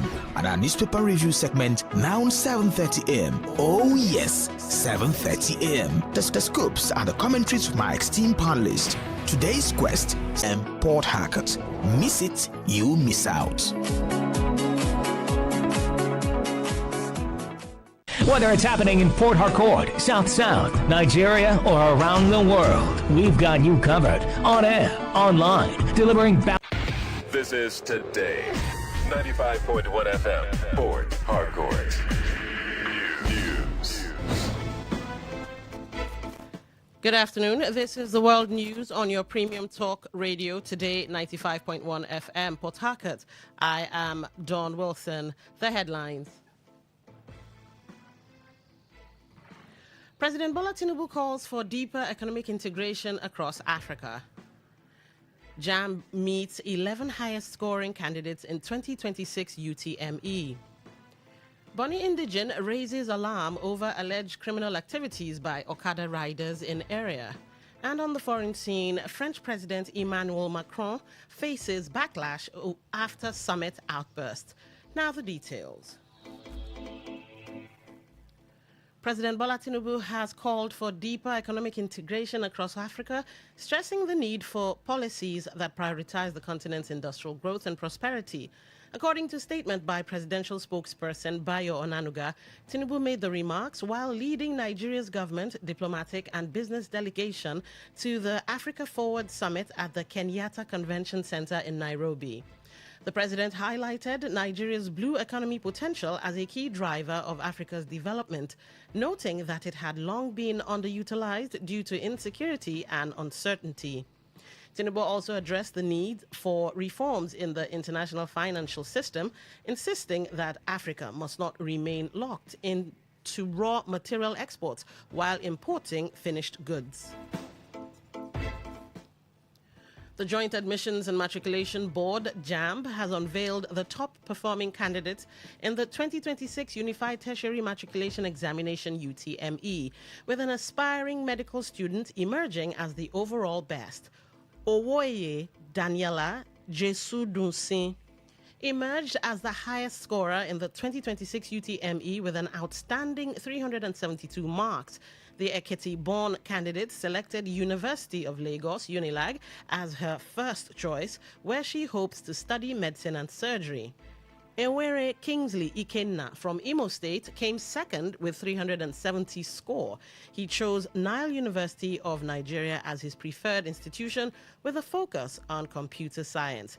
Bamisile Ayomide Emmanuel secured the third position with 369 marks. He selected Federal University of Technology Akure Futa, where he intends to study software engineering. Petitions, protests, legal threats, and accusations of imposition have trailed the ongoing screening of aspirants by the ruling All Progressives Congress across several states ahead of the 2027 general elections. The current development is exposing widening cracks within the party over the use of consensus arrangements and the disqualification of aspirants. Investigations revealed that aggrieved aspirants in states including Taraba, Kano, Jigawa, Anambra, Benue, Kogi, Kaduna, Ebonyi, Rivers, and Plateau are mobilizing petitions and possible legal challenges over the outcome of the party's screening exercises. The screening exercise forms part of the APC's nationwide process aimed at reducing the number of aspirants ahead of the party primaries. However, the exercise has already generated controversy in several states, with disqualified aspirants expected to seek redress through appeal committees.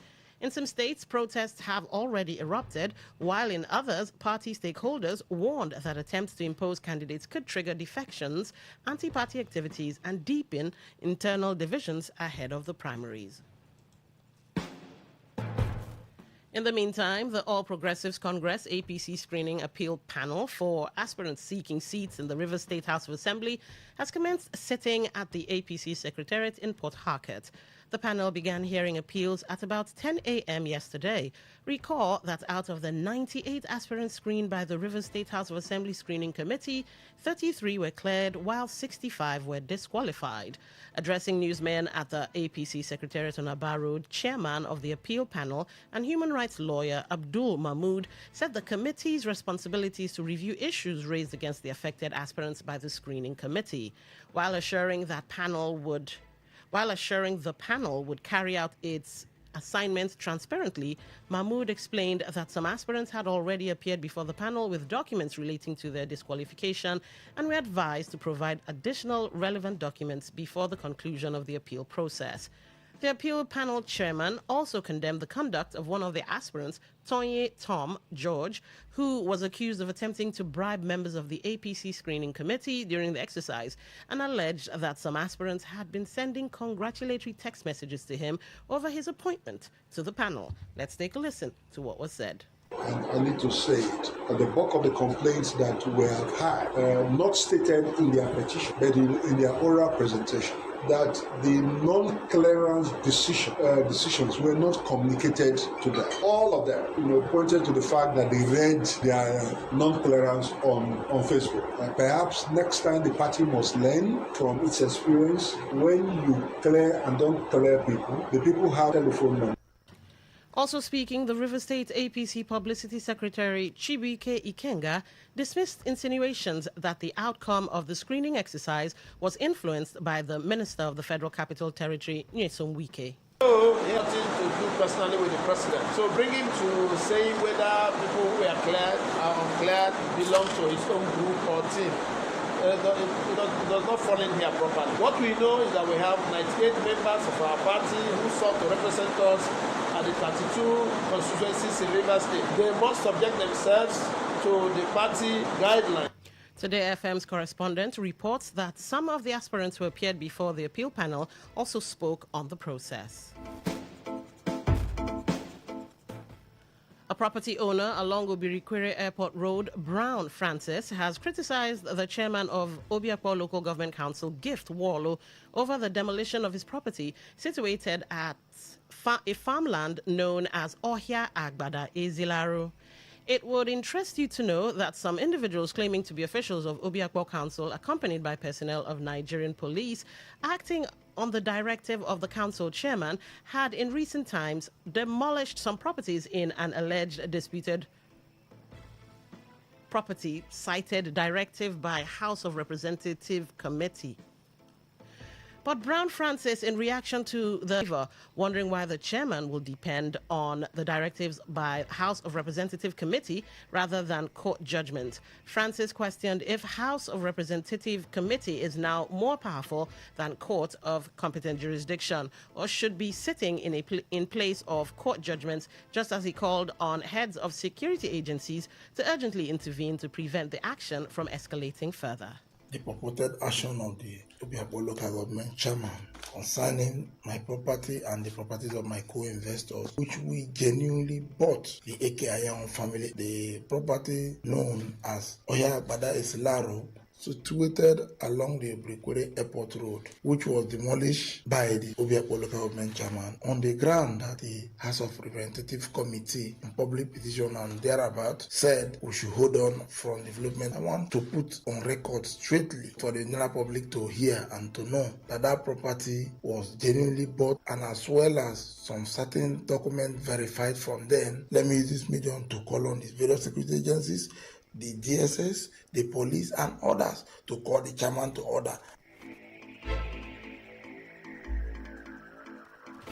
The leadership of the local security outfit Organized Security Advisory Committee, OSPAC, in Ogba, Egbema, Ndoni local government area of Rivers State, has raised concerns over an alleged plan by the council chairman, Shedrack Ugbogu, to ban the organization. Speaking during a press conference at the OSPAC headquarters in Omoku, former general commander of the outfit, Kingsley Ogumike, alleged that the council chairman was making moves to proscribe the security body despite its role in maintaining peace and security in the area. Ogumike appealed to stakeholders in Onelga and security agencies to intervene, warning that any attempt to disband. Stated that OSPAC had continued to support conventional security agencies in protecting lives and property, adding that the current administration met a peaceful Onelga upon assumption of office. He further stated that rather than antagonizing the outfit, the local government administration should focus on improving the welfare and operational capacity of OSPAC personnel. Let's listen to that. That the local government chairman of Onega, Dr. Chus Obogu, is on the move to ban OSPAC. I am calling on all well-meaning Rivers people, Onega people, all our stakeholders, all our elites to please call him to order, because it is a negative energy, and that energy is geared towards destabilizing the fragile peace that we're enjoying in Onega in particular. And we want to say categorically that we are going to resist it. We cannot afford to go back to Egypt. Ogumike, who also warned against politicizing security operations, reiterated that members of the organization and the communities they serve would reject any official announcement aimed at banning OSPAC in Onelga. When Today FM correspondent contacted the council chairman, Shedrack Ugbogu, he described the situation as a security issue and will get back to the media. You're listening to the World News on Today 95.1 FM, Voice of the People. After the break, more news, sports, and foreign stories. Stay tuned. Every day, every hour, when the big stories break, depend on our 24-hour news team to bring you the latest. Today 95.1 FM. Welcome back. An indigene of Bonny local government area of Rivers State, Israel Pepple, has expressed concern over the alleged involvement of some commercial motorcyclists, popularly known as Okada riders, in criminal activities and traffic obstruction in the area. Speaking in an interview with Today FM's correspondent, Peppel said the increasing presence of the motorcyclists, particularly around Amamu Junction and Sandfield Road, has contributed to rising cases of crime and insecurity in the community. He maintained that proper regulation of the activities of the riders would help reduce criminality and also ensure the free flow of traffic within the local government area. Peppel further alleged that most of the motorcyclists, whom he claimed are predominantly from the northern part of the country, were being aided by some security personnel operating in the area. Even when you want to drive and pass, you blow your horn to the level that even if you don't know, you see them say you'll be scared. After reading the way they behave in other states and all that, when you are in their midst, you drive and you drove and enter into their midst, you will be scared. To give you access to pass will become a problem. I think, in fact, they have done that permanent. I will not say that they should ban their operation in Bonny, because if you ban their operation in Bonny, we don't have sufficient vehicles that can convey the people in Bonny. Peppel appealed to traditional rulers in Bonny Kingdom to intervene in the matter in order to restore order and improve public safety, while also calling on the chairman of Bonny local government area to provide a designated parking space for the riders to discourage indiscriminate parking along major roads in the area. When contacted, a security consultant, Richard Abbey, told Today FM's Uchendo Ejowo that the situation requires greater scrutiny and vigilance by security agencies, noting that the security indicators are troubling. Abe stated that the influx of people into Bonny is not being properly monitored, while residents are not adequately profiled, and the area is yet to be comprehensively mapped for security purposes. Residents of Rumokwache community in Obiakpo local government area of River State have lamented severe flooding allegedly caused by the ongoing construction of the Ring Road project by the River State government. The chairman of the Community Development Committee, CDC, Eric Chimezie Warlo, who told Today FM's Priye Zogo, said several parts of the community have been completely submerged as a result of the flooding. According to him, the situation worsened following the blockade of a drainage channel directing water into the neighboring Ubuguru community. Chimezie Warlo alleged that residents of Ubuguru blocked the drainage channel over demands that the River State government should construct drainage facilities and a road leading to the river channel receiving the flood water. The CDC chairman called for urgent intervention by the River State government, warning that several residents have already abandoned their homes because of the flooding. A particular area at Obogoro called Rumuoke, the drainage was stopped in a particular point. So the water is causing disaster to that particular community called Rumuoke in Obogoro town. Then the community have come out to block the drainage because the state government did not award the road and the drainage down to the river. So for that, the community have decided to block the drainage, which is causing a very huge disaster in our community, Rumokwache. The whole water coming all the way from Mboba, Rumosi, Rumalogo, Ozoba, that is passing to Obogoro, is no longer moving down to Obogoro, is now circulating the whole community here in Rumokwache. Some residents who also spoke to Today FM said businesses within the area have shut down as roads have become impassable due to the flood, adding that many families are relocating from the community over fears that the situation could worsen if urgent action is not taken. The trial of 4 suspects accused of attempting to murder the leader of conscience of the Ogoni people, Chief Gani Toba, has commenced before a River State High Court sitting in Port Harcourt. The suspects, Xavier Robert, known as Timberland, Liso Pugizere, Lika Dele Manapo, and Dile Akbobari, popularly called Bob Satan, alongside others now at large, are facing a 7-count charge bordering on conspiracy, attempted murder, cultism, and possession of illegal firearms. The suspects allegedly ambushed Chief Toba on 12th of March 2023 while he was returning from his community, Zakbo, in Kana local government area of River State, and shot him multiple times, leaving him unconscious. When the case resumed in court, Chief Toba insisted that Dile Akbobari, popularly known as Bob Satan, was among those who allegedly pulled the trigger during the attack along the Ken Saruwiwa Polytechnic Zakbo Road.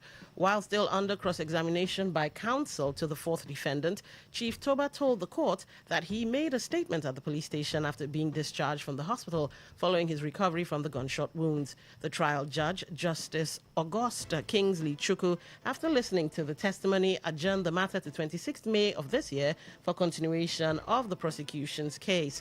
Earlier in her ruling on an application seeking a variation of the bail conditions granted to the suspect, Justice Augusta Kingsley Chukwu held that the sureties must be two government-recognized traditional rulers from Kana local government area who must own landed property in Port Harcourt with a valid certificate of occupancy and who would ensure the defendants appear in court for trial on scheduled dates or risk forfeiting the property to the government.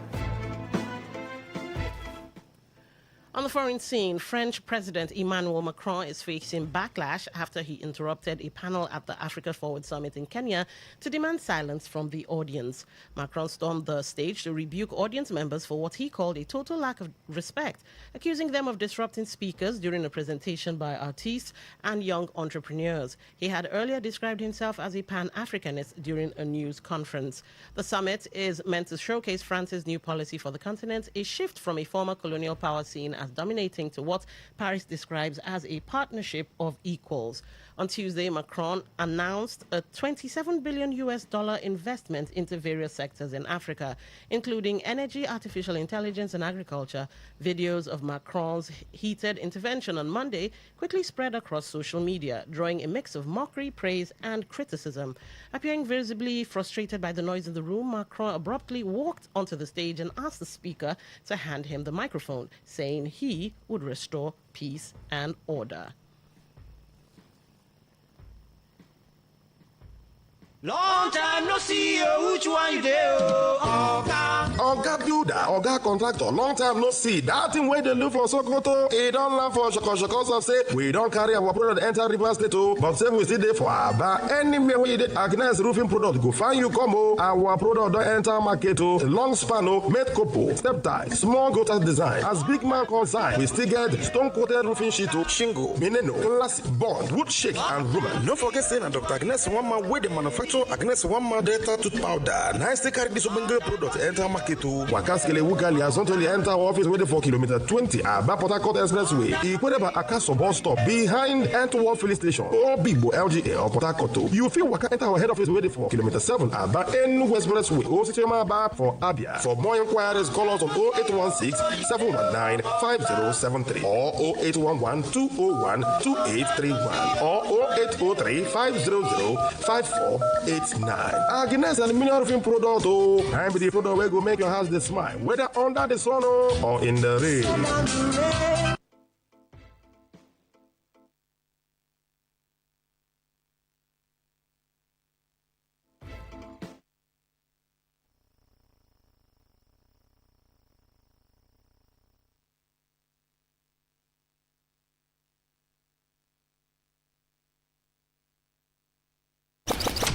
Hit the road, fill your drive. Ignite the vibe, stay locked. Today 95.1 FM, radio on the go.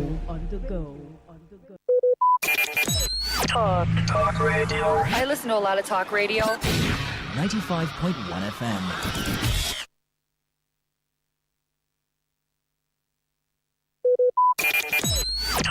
Talk radio. I listen to a lot of talk radio. Please listen to this infomercial. Herbal Heritage International, the Gokoroko, for herbal medicine, where they produce strong, correct medicine, they take it, they support with country health care system. Country man, correct, holistic, ogbonge herbal medicine, they know they come out for public anyhow, like a big basket. Full ground, as every Christmas, Sabi boundary. Seeking yourself, Sabi medicine, will pass them. After all, monkey smart now, because tree near tree is a forest. Heritage International will use the technology of computer testing machine to see and know before attacking that your health condition wey don become ogbarogba for your life with the correct treatment. Therefore, whether definition or without definition, make you visit Herbal Heritage International offices wey near you. Herbal Heritage International. Now we Hello and welcome to the program Roots and Herbs. Roots and Herbs is a program that discusses health-related challenges and suggests possible ways out from the herbal medicine perspective. Roots and Herbs is put together and sponsored by Herbal Heritage International, also known as Baba Yoruba. Baba Yoruba is currently having a special promo package. This promo package will give you the opportunity to enjoy 50% discount on all their products and services. This offer runs while the stock lasts. And at the same time, it will give you the privilege of meeting Baba Yoruba himself at the venue at number 24 Ikwere Road, Mile 1 by Education Bus Stop, Port Harcourt. For details and inquiries, The telephone number to call is 080-33-111-946. I repeat, 080-33-111-946. 080-33-111-946. On today's edition of the program, our topic for discussion is staphylococcal infection. And I have with me in the studio Dr. Otumba Abiodun. Sir, you're welcome to the program. Thank you, Mr. Moderator. Staphylococcal infections do occur in the body system as a result of invasion of Staphylococcus bacteria into the body system. Staphylococcal bacteria are of three different important ones. There is Staphylococcus saprophyticus, there is Staphylococcus aureus, and Staphylococcus epidermidis. Staphylococcus epidermidis is seen on body layers, that is on the skin. It doesn't cause any challenge if immunity is not compromised. But if immunity is compromised, it can result to skin challenges like boils, blisters, and other problems. Staphylococcus saprophyticus can be found easily in the alimentary canal. But if there is no challenge or immunity being compromised, it can live with the body system without causing any problem. The last one, which do attack the body system of human beings, is Staphylococcus aureus. When Staphylococcus aureus is allowed to thrive, whether as a result of immunity being compromised, definitely it is possible for it to pose a serious challenge to the body system. Many things can lower the immunity, part of which can be infections that have stayed too long in the body system, can also lower body's immunity. Malnutrition can lower body's immunity, and at times stress, starvation, and other things can make immunity to become very lowered to the extent that organisms that are able to live in the body system without causing any challenge will now start posing challenge to the body system. Don't forget that drug abuse also have a lot to play under this condition. And when staphylococcal infections are able to thrive in the body system, there can be burning sensation that will be seen as internal heat. There can be serious night sweat that can start draining the body system, and you discover that you start emaciating, you start losing weight. It is possible, as you have lost volumes of water, to affect the blood volume. As a man, the ability of a man to satisfy his woman will disappear from that. When infections are able to thrive in the body system, nerves can be damaged. And when they are damaged, there can be loss of desire for opposite sex in a man that we call poor libido. Under that condition, definitely inability of a man to satisfy his partner has entered. Not only this, when staphylococcal infections are able to stay in the body system for longer period of time, they tend to open window for other infections to thrive as immunity is lowered. And that is why it is possible for one to have repeated boils. It is possible for one to have pimple-like eruptions. Some can even have boils all over the body from the head to toe as a result of manifestations that they get from lowered immunity. And that's why we do tell us that whenever we experience anything that are similar to this, it is very important for one to visit a competent healthcare giver who will be able to evaluate one on the root cause of the challenge and way out to be totally free. And that's why we're saying that in the face of challenges that have to do with staphylococcal infection, it is very important for one to avoid self-medication. Ensure that you are being monitored and given directives to get out of the challenge early enough. As staphylococcal infections can pose challenges in men, the same challenges can be witnessed in women, part of which can be burning sensation or movement in the body system, and a situation where one will start losing water, leading to loss of weight. In fact, if any infection is able to thrive very well in the body system, the whole immunity can be affected.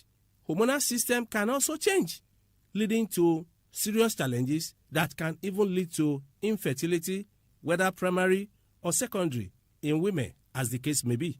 If one is faced with anything related to what we have mentioned or other things, it is very important for one to visit a competent healthcare giver who will be able to evaluate one on the root cause of the challenge and way out to be totally free. Having all these challenges is not the end of the road. For further inquiries, the number you can call is 080-33-111-946. 080-33-111-946.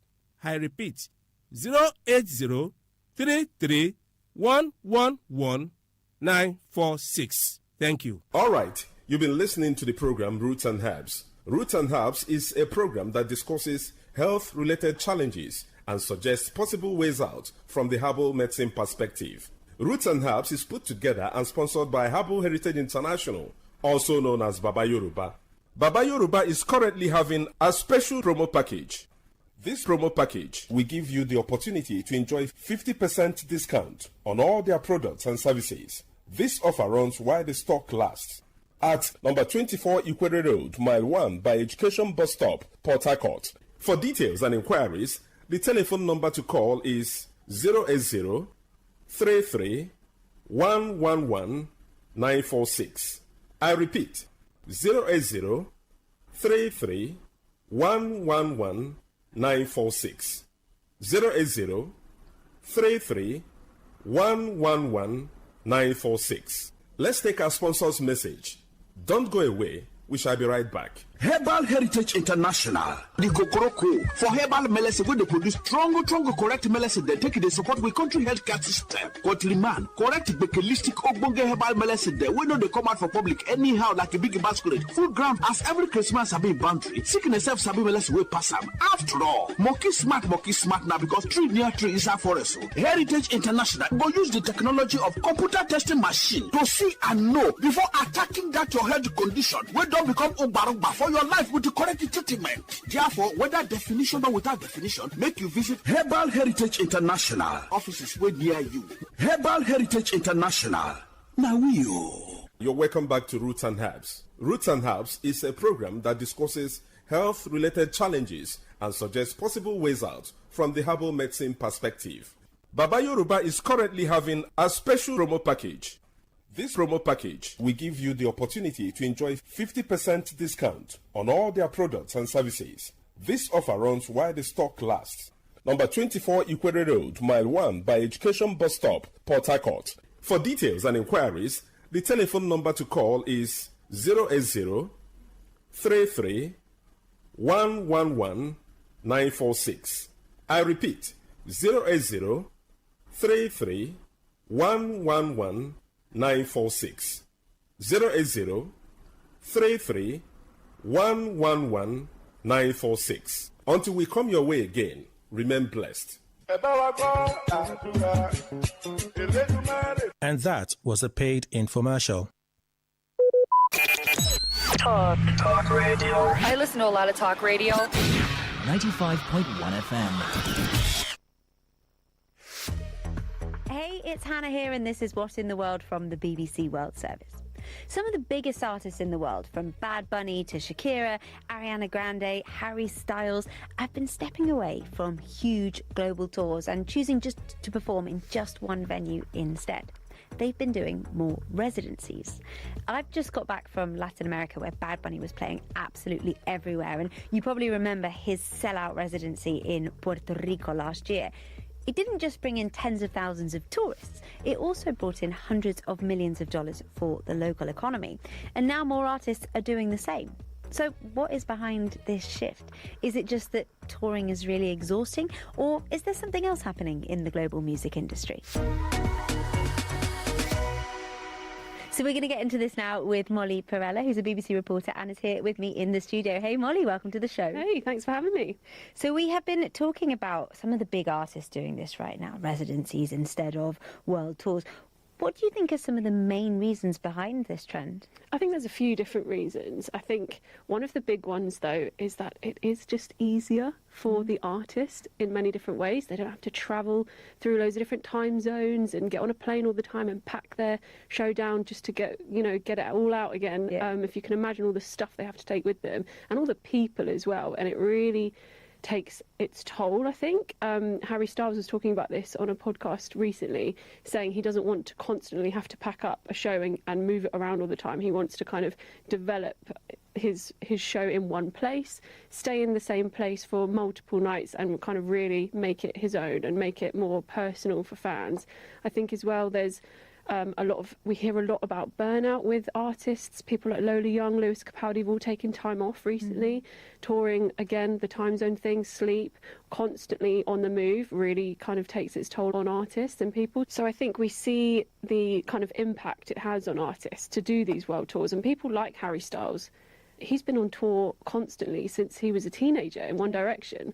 So for him now in his adulthood, he's done that. It's kind of something a little bit different. Artists can really, personalise their show, make it their own, and just try something new. It doesn't mean it's forever. He said it's not like he'll never go on tour again. It's just something a little bit different for the team that are putting on the show, but also for fans as well. And presumably they might even perform better if they're better rested, if their voice, in the case of someone who's singing, isn't constantly under the strain of all of that movement. And I know you were at the Brit Awards recently and you actually got to meet and speak to some artists about this. Yeah, and they all had really interesting ideas and kind of different takes on it. A few people were kind of talking about the difference in the artists, so it kind of depends on how sort of big they are or established. So we spoke to Wet Leg, who had a really interesting take. For the artist, I can only think of pros, but obviously cons are like, if you're the audience and you want to see a band and you can't necessarily travel like that's the con. Like you're not like reaching like as big a audience. It's also something we spoke to Wolf Alice about. It feels like a new thing, and it feels like Harry's doing it in an amazing, unique way, and it also feels like an artistic choice for him as well as something else. So it'd be really interesting to see how that develops. You need to be an artist of a certain size to do it though as well. Not everyone can. You need to be in a privileged position to do that. And we spoke to Seema about it too. Me personally, I would love to do a residency, but I don't think it's for me. I think that touring is supposed to be really difficult on some level. They should make parts of it easier and healthier, and there should definitely be longer breaks and stuff in between shows, and I fight with people every day over that kind of thing. But I do think you have to bring stuff to people. There's something about learning how to play in front of different audiences and not just a home crowd and not just a kind crowd. Learning the differences between that makes creativity a bit more fertile. You gotta suffer. I thought what she said was the most interesting, that you can't always play to a home crowd and you kind of need that learning experience, really. And Wet Leg, who we just heard from, said that of course there are all these benefits for artists, but what about for fans? We have actually been hearing from fans from around the world about some of the big residencies coming up soon. Here's what they had to say. Hi, my name is Julia and I'm from Milan, Italy. As a Harry Styles fan, I have mixed feelings about artist residencies. On one hand, I understand why they're becoming so popular. Staying in one city makes touring more sustainable and allows artists to create bigger, more immersive shows. But at the same time, I feel like this model shifts all the pressure onto fans. With Harry's residency, for example, especially the long run in New York, it means that if you don't live there, you have to travel, pay for accommodation, and honestly, if fans are the ones making that extra effort and spending more money, the least artists could do is lower ticket prices. However, in Harry Styles' case, ticket prices actually increased compared to his previous tour, which makes it even harder for the fans. My name's Elena Kilgore. I'm in Nashville, Tennessee, and I love Harry Styles. Obviously, in an ideal world, Harry would tour and stop at every city in the world so that we could all see him. But realistically, touring is hard. It's mentally, emotionally, and physically draining. So artists often do residencies so that they can limit the stress of touring. And if that means that Harry's going to be able to tour longer and more over a sustainable career that feels better to him mentally, then I'll see you in New York, baby. So, Molly, a lot of fans are struggling to get to see some of their favourite artists at the moment. And, of course, travel is one reason. But the price of tickets is actually going up too. And it has been increasing quite a lot in recent years. Why is that? Yeah, I think every time a big artist announces a tour or residency, the first thing people want to know, of course, really, artists have to make money. They don't make a huge amount of money from streaming. So touring is a huge revenue for them. So they have to pay their staff, they have to pay for their hair, their makeup, their costumes, their set. So they have to keep that in line with inflation and how much, life costs a lot of money, unfortunately. So they have to put their prices at a certain amount to make sure they're making money from the tour, but also things like dynamic pricing. So when you get to buying your tickets, if loads of people are trying to get them as well, then the price will go up with the demand. So sometimes you will, be paying a little bit more with fans. And there's an example actually with Beyonce's Cowboy Carter tour in London. She did 6 nights at the Tottenham Hotspur Stadium last summer, and loads of the tickets, they didn't sell out. So promoters actually slashed out because, people had paid loads of money to be there in the first place and to get through that ticket battle, which we've all been in. But then other people paid way less because, the tickets didn't sell out. So I think it really depends on the artist and the venue and the demand for their entire stage and transport their crew and all of their equipment every single day or couple of days as part of a world tour. They can actually save money in these residencies. And could those savings be passed on to fans in ticket prices? A residency might be making an artist a bit more money than maybe a tour because they have to pay less to travel around because they're doing that less. But really, they need to still put on a show. They need to fill the stadium. They need to make it like a show that people want to go to. So they have to spend money on it. And ultimately, that is still expensive. So, we hopefully might see a bit of a trickle down to fans pay so that they pay less. But ultimately, the artist has to make money. These things are expensive to put on. Yeah. So with all of this, do you think that residencies are going to become the new world tour? They're actually going to replace them? Are we going to see a lot more of them? I think we'll definitely see more of them. I think it does depend a little bit for everyone, for fans, for the artists that just want to do something a little bit different. I don't think it's the end of the world tour, though. I'm glad to hear that. Molly, thanks so much for coming on the podcast. Thank you for having me. That's it from me today. Thank you so much for joining us. I'm Hannah Gelbart, and this is What in the World from the BBC World Service. Talk radio. I listen to a lot of talk radio. 95.1 FM. Pigeon.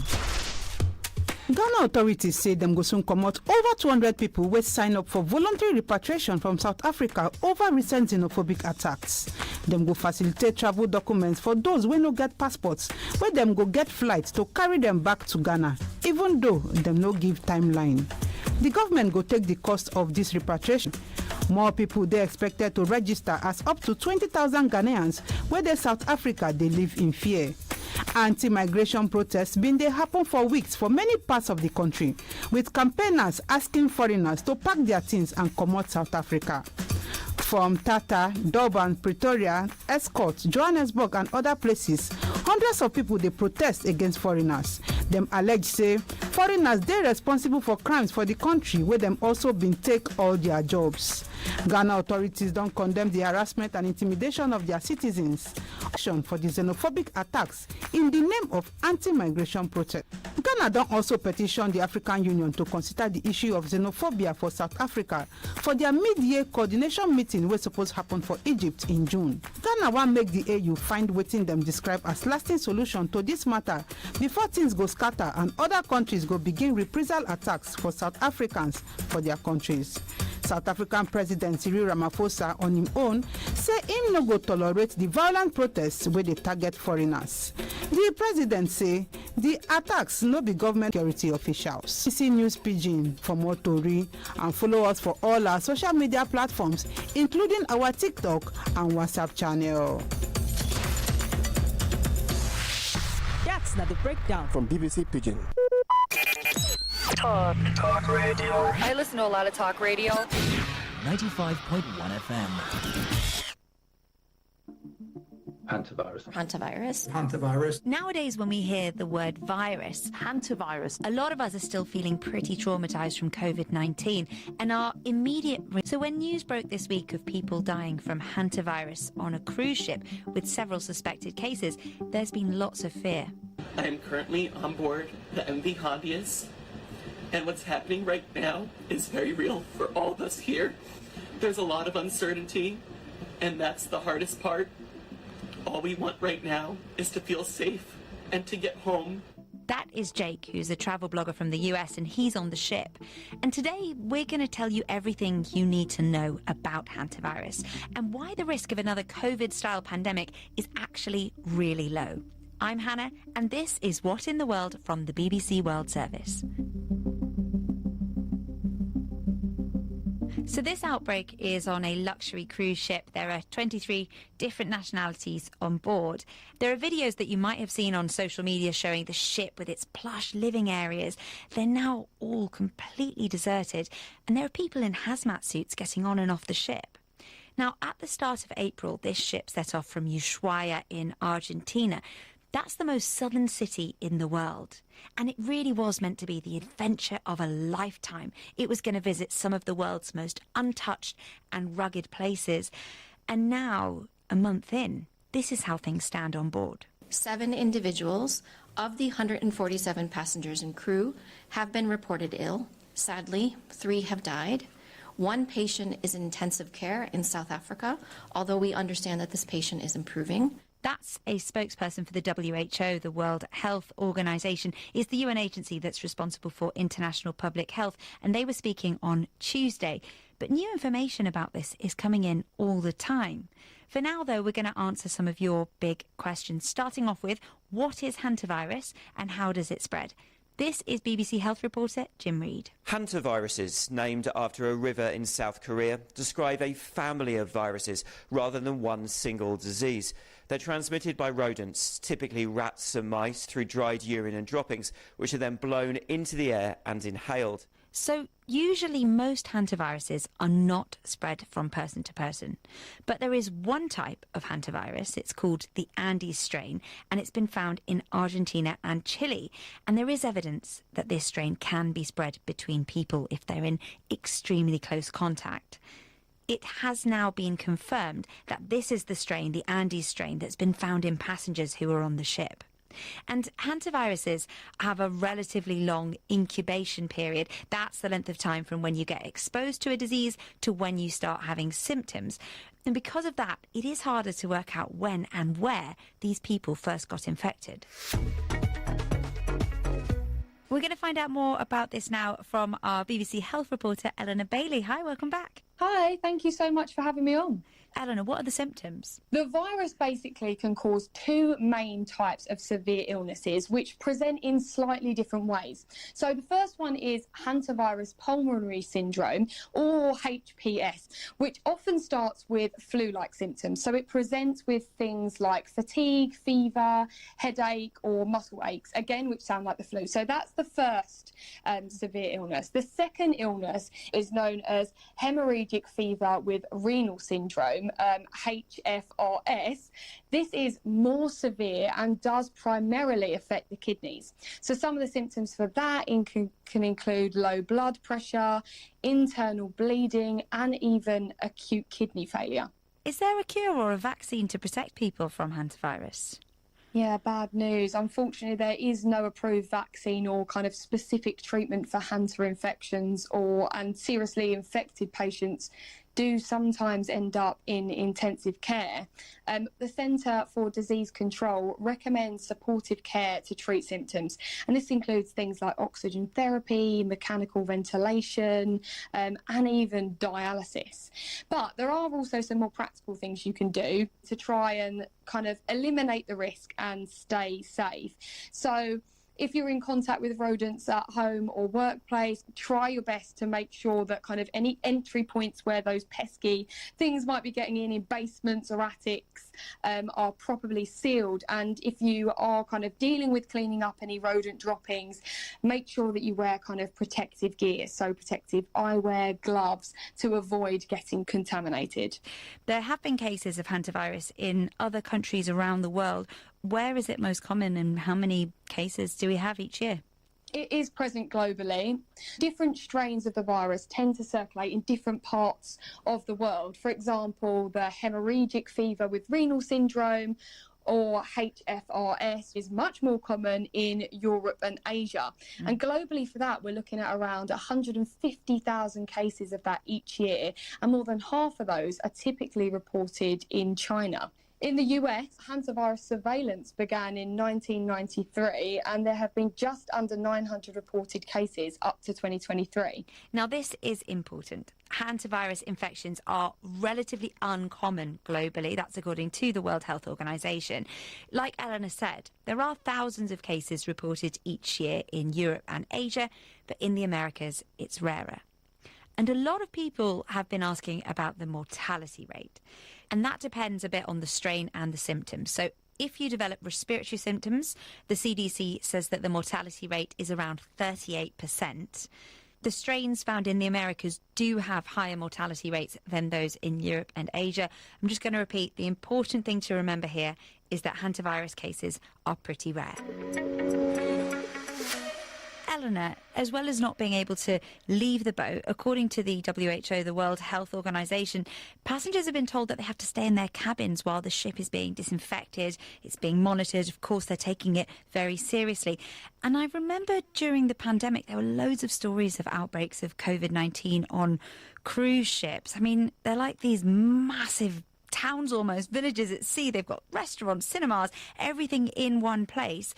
Is it the case that viruses spread more easily on cruise ships? Yeah, well, experts say that cruise ships are a really good environment, unfortunately, for the spread of infections, because you've obviously got a large number of passengers, all with varying levels of immunity, mixing closely together, which can really create the right environment for an outbreak. I also associate cruise ships with older people. Like my grandparents used to love going on a cruise, and, you know, that age group might also be a bit more susceptible. Exactly. And you've also got to think of things like, you know, when you're in the food halls and stuff like that, sharing food, etc. There's a whole host of different risks that unfortunately make cruise ships a bit of a breeding ground. After COVID, a lot of people are pretty worried, as I said, when they hear the word virus. How worried should we be about this? So, Hannah, the World Health Organization currently says that the risk to the wider global population is low. So let's not panic too much. Eleanor, thanks so much. Thank you so much for having me. So like Eleanor said, the risk is low. And I also want you to hear this. It's Daniel Bosch, who's a professor at the Global Health Centre at the Geneva Graduate Institute in Switzerland. This is not the next COVID-19. This is not going to be a big outbreak. This is not a reason for your average person in the world to panic at all. It is, obviously, if you happen to be on that ship, it's very concerning. So where will the ship go from here? Well, currently it's near Cape Verde, which is off the west coast of Africa. And Spain had agreed to let it dock in the Canary Islands. But now, as we're recording this, the president of the Canary Islands has said that he can't allow the vessel to dock there. If you've got questions about this virus, you can get in touch with us anytime. We're on Instagram at BBC What in the World or on WhatsApp. Our details are in the show notes. For now, I'm Hannah. This is What in the World from the BBC World Service, and we'll see you next time.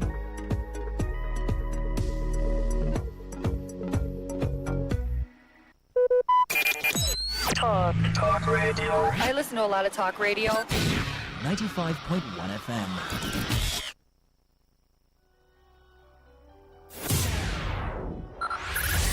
5, 4, 3, 2, 1. Let's take you into a realm, another dimension, a reality of higher intelligence, discovery, and quantum possibilities. Tune in every Monday, 1 p.m. to 2 p.m. on this station and be part of this journey as we address issues that relate to you and your tech life. It is Today's Tech Show on your premium talk, news and sports station. Today, 95.1 FM.